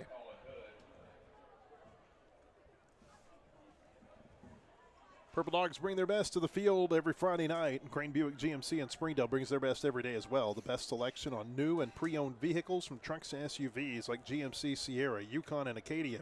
Buick, Encore, and Envision, the best inventory at the best prices and the best service, hands down. Save thousands and lower your payments every single day for all your vehicle needs. Crane Buick GMC in Springdale. Here's Dorian Bowers, the new quarterback for Fayetteville, hands it off to Drake Knock. Running right side. Knock's going to be taken down for a loss of a yard back to the 46. Talk about Dorian Bowers, his older brother Darius. He played in a couple of those Fayetteville Bryant games in the playoffs. He played 2 all-time games down in Bryant in 2018, a regular season game that Fayetteville won. And then, Blair, what I think was the state championship game that year, when Fayetteville lost to Bryant in the second round. I think the winner of that game was going to go win the state title. Yeah. And Bryan ended up doing it. That started that run where they won 5 in a row. Bowers takes it, gives it to Drake Knock. He'll run up the middle across midfield down to the PA 49-yard line. We'll bring up third down here for the Purple Dogs, 6:04 and counting. The most points scored by a team in the playoffs is 74, and that happened in 1949, Stuttgart against the Queen. Harding Academy put up 71 in 2020. Remember the game, was it 70-64 between Junction City and Shiloh Christian the night that the lights went out in Junction City? Yeah. That was when Rhett Lashley was a quarterback for Shiloh. Here's a run. Drake Knock is going to be taken down at the line of scrimmage. Was that a regular season third game? down. That was a playoff game. Was it a playoff game? Yeah, it was game? a playoff Then game. they need to update the records here. Because that game's not on here, and it should be. Because the most points combined, it says, is 115. All right, I got an update here in just a moment. Okay. Perfect. James Nolan is standing back to punt this away for Fayetteville. I don't know why the clock is stopped here.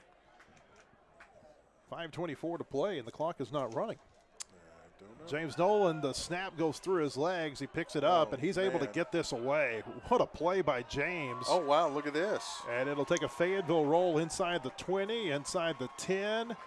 And it just keeps rolling down to about the 7-yard line. How about that? That's where the Purple Dogs will down it. How about that for James Nolan? Under Snap duress. goes through his legs, and he's able to get that kickoff. Yeah.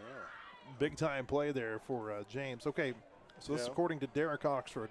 Oh, he would know. In 2015, Fayetteville beat West Memphis in a first-round playoff game, 67-36. Wow. Thank you, Derek. So 58 points, not a record for Fayetteville in a playoff game. But certainly, I think it's safe to say there hadn't been a whole lot of games like this. No.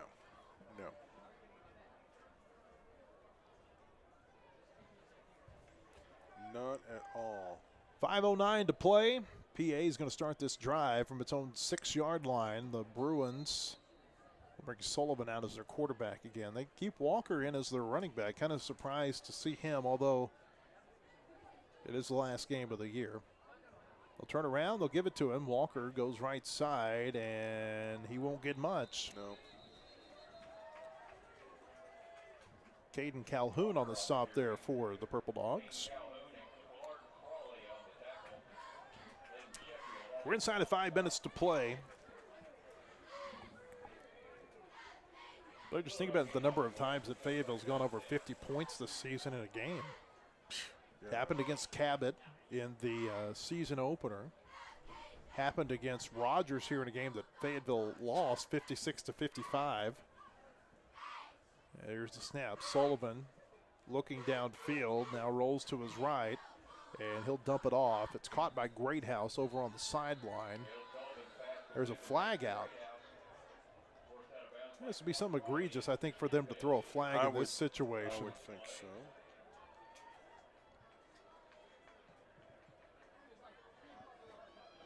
But as an official, if you see it, you're going to call it. I mean, looks like it's going to be a hold against PA. That's the initial indication from the side judge talking to the Fayetteville sideline.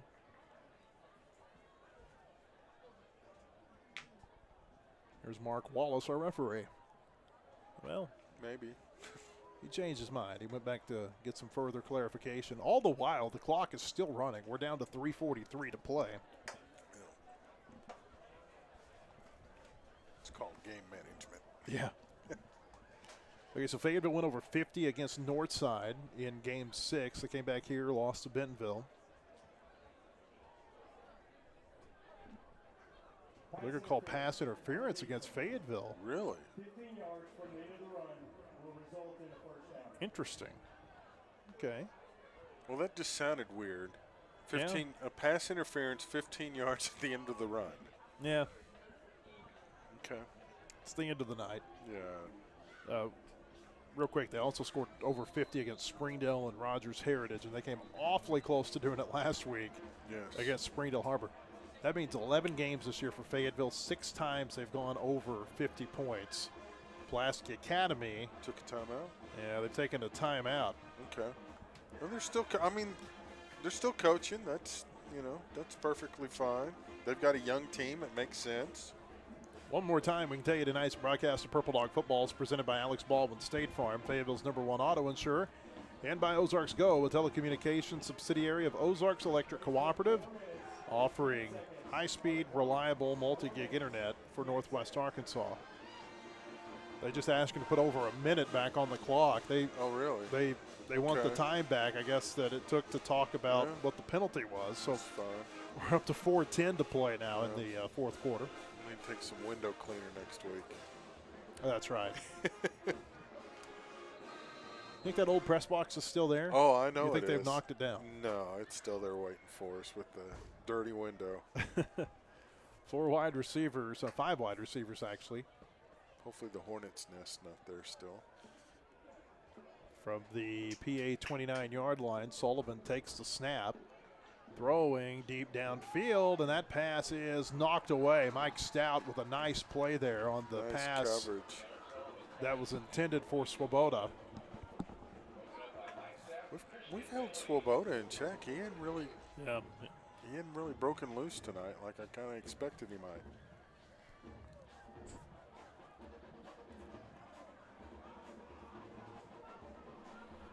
So Harbor's not going to win its game tonight down against Little Rock Christian, I believe. Pretty big as of last check. Here's a pass out left side, incomplete. Mitchell, the intended receiver. Fortunate that wasn't a backward pass. Yeah, looks like Springdale's going to win against Cabot. Well, the reason I asked that is because I was having a conversation with my son on the way over here today. He said, will this be the last game at Harmon Field? I said, I think it will be. The only way that Fayetteville could have gotten back home during the playoffs was if Harbor had won a couple of games and it was going to be a playoff state semifinal game. Here's a pass caught by PA up to the 41-yard line. It was caught by Trey Tyner. Joseph Carey made the stop for Fayetteville. So Harbor's not going to win, so Fayetteville's not going to be back in Harmon Field. This will end the Purple Dogs' home season. And here's a sack. Stone Turnage with a sack for the Purple Dogs back near the 30. And Fayetteville has had a lot of success tonight getting to the PA quarterback. We're down to 2:17 to play. Seems like for a running clock, this game has taken a long, long time. Yes. 2 receivers to the right side, 2 to the left. Sullivan being pressured, throws. This is Mitchell well behind the line of scrimmage. He's going to be taken down for a big loss. It's Turnage again. Oh, Stone Turnage is fired up. A stop back at the 24-yard line. So for Fayetteville, here's the path to Little Rock. They got to go through Bryant next week, and that is a tall, tall task against a Bryant team that is perennially one of the best teams in the state, maybe the best team this year. They're the #1 ranked team in Class 7A. Yeah. If they beat Bryant, they will have to play the winner of a game next week between, well, we'll tell you here in just a second. Here's a snap. Sullivan throws over the middle. It is caught, but well shy of the first down. Win Wilson with the catch. Mike Stout took him down. It's 4th down here for the Bruins. A game next week, it looks like it's going to be Little Rock Christian and Rogers High School up in Rogers. And so after that, Blair, it's North Little Rock, Bentonville West, or Conway. Oh, I'm sorry, I jumped the gun. Here's Sullivan throwing over the middle. It is caught on 4th down to the Fayetteville 45, up to the 40, and down to the 39-yard line. Mitchell's kind of been all over the place here in the fourth quarter. Ty Harris took him down. For Fayetteville, basically, here's the road to the Rock. They got to beat Bryant next week, and then they're going to have to beat Rogers or Little Rock Christian the week after. Yeah. Which, if you beat Bryant, nobody wants to play. Yeah, I think Nobody's that's true. going to want to deal with you. 40 seconds left. Here's Mitchell on the run across the 35. Broken tackle. 30 of Fayetteville, and he'll get up to the 22-yard line. Harris with another stop. And we're down to 32 seconds to play. They stopped the clock again. Yeah, I don't know what's going on. Yeah, if you beat Bryant, you can win the thing. Here's the give. Mitchell goes left side across the 20. He'll be hit and taken down. That may be the final play of the game. We'll see if they can get another snap off. Brody Long made the stop for Fayetteville. We're down to 13 seconds, 12 seconds. PA lining up, trying to get one more snap off here in its 2025 season. 5 wide receivers, down to 4 seconds on the clock. Sullivan takes the snap. This is the final play of the game. Throwing toward the end zone, and it is knocked down, incomplete. Ty Harris knocked it away. And our final score at Harmon Field tonight, Fayetteville all over Pulaski Academy, 58-22. The Purple Dogs win their 7th game of the season. Fayetteville's won 4 in a row. They've won 5 of 6 as they go to Bryant next week. Bryant's a good team, but I think the hope for Fayetteville here in the playoffs is that you've got an offense that can really, really move the ball, put points up on the board. And, we'll see if Bryant's rusty next week. Yeah. I mean, you never know. That's why you play the game. Yeah. And their routine has been interrupted by the bye week. You played. You got some momentum. Let's see what happens. Caleb Johnson, 13 carries, 107 yards. Hank Hendricks, 14 or 26, 250 and 4 touchdowns. Though he was accurate, the numbers don't necessarily show it. Charles Whitlow, 6 catches, 96 yards, 2 scores. Kenyon Johnson, 3 catches, 67 yards, 1 score. Katavian Taylor, 3 catches, 63 yards, a score. Avent, 2 catches, 58 yards, a score. Caleb Johnson caught 1 for 8 yards. I mean, we put up a lot of points, but the numbers don't reflect it. But as we've seen, this offense can be pretty productive. Over 500 yards of, not quite 500, over 400 yards of offense tonight. Fayetteville going back to Bryant. First time that the Purple Dogs will make that trip down I-40 and then I-30 to play the Hornets since 2019. We thought it was going to happen last year. PA ended up throwing a wrench in that and winning here at Harmon Field. The Purple Dogs get a little bit of revenge back for that loss tonight with a 58-22 first-round playoff win over Pulaski Academy here at Harmon Field. Purple Dogs improved to 7-4. They'll play Purple Rain again as they celebrate their final home win of 2025. Big night tonight. Hank Hendricks, 5 touchdowns he accounted for, 4 through the air, 1 on the ground. Caleb Johnson runs for 2 touchdowns. That nice touchdown pass from Cade Rogers to Jay Bernavin at the end. Fayetteville with 58 points here in the first round of the playoffs. Nicely done. PA season ends with a record of 3-8. Well, we appreciate you being with us. Hope that you'll join us next Friday night as we make the trip down to Central Arkansas. Hopefully the first of multiple trips to Central Arkansas for us here. That'd be good. At the end of this season. And hopefully got out of here healthy tonight, too. Yeah, looks like they did. It'll be a 7 o'clock kickoff next week in Bryant. We should be on the air at 6:40. Again, the final score from Harmon Field, Fayetteville 58, Pulaski Academy 22. The Purple Dogs are moving on. We'll be in Bryant next week. This has been Purple Dog Football. Have a great weekend, everybody.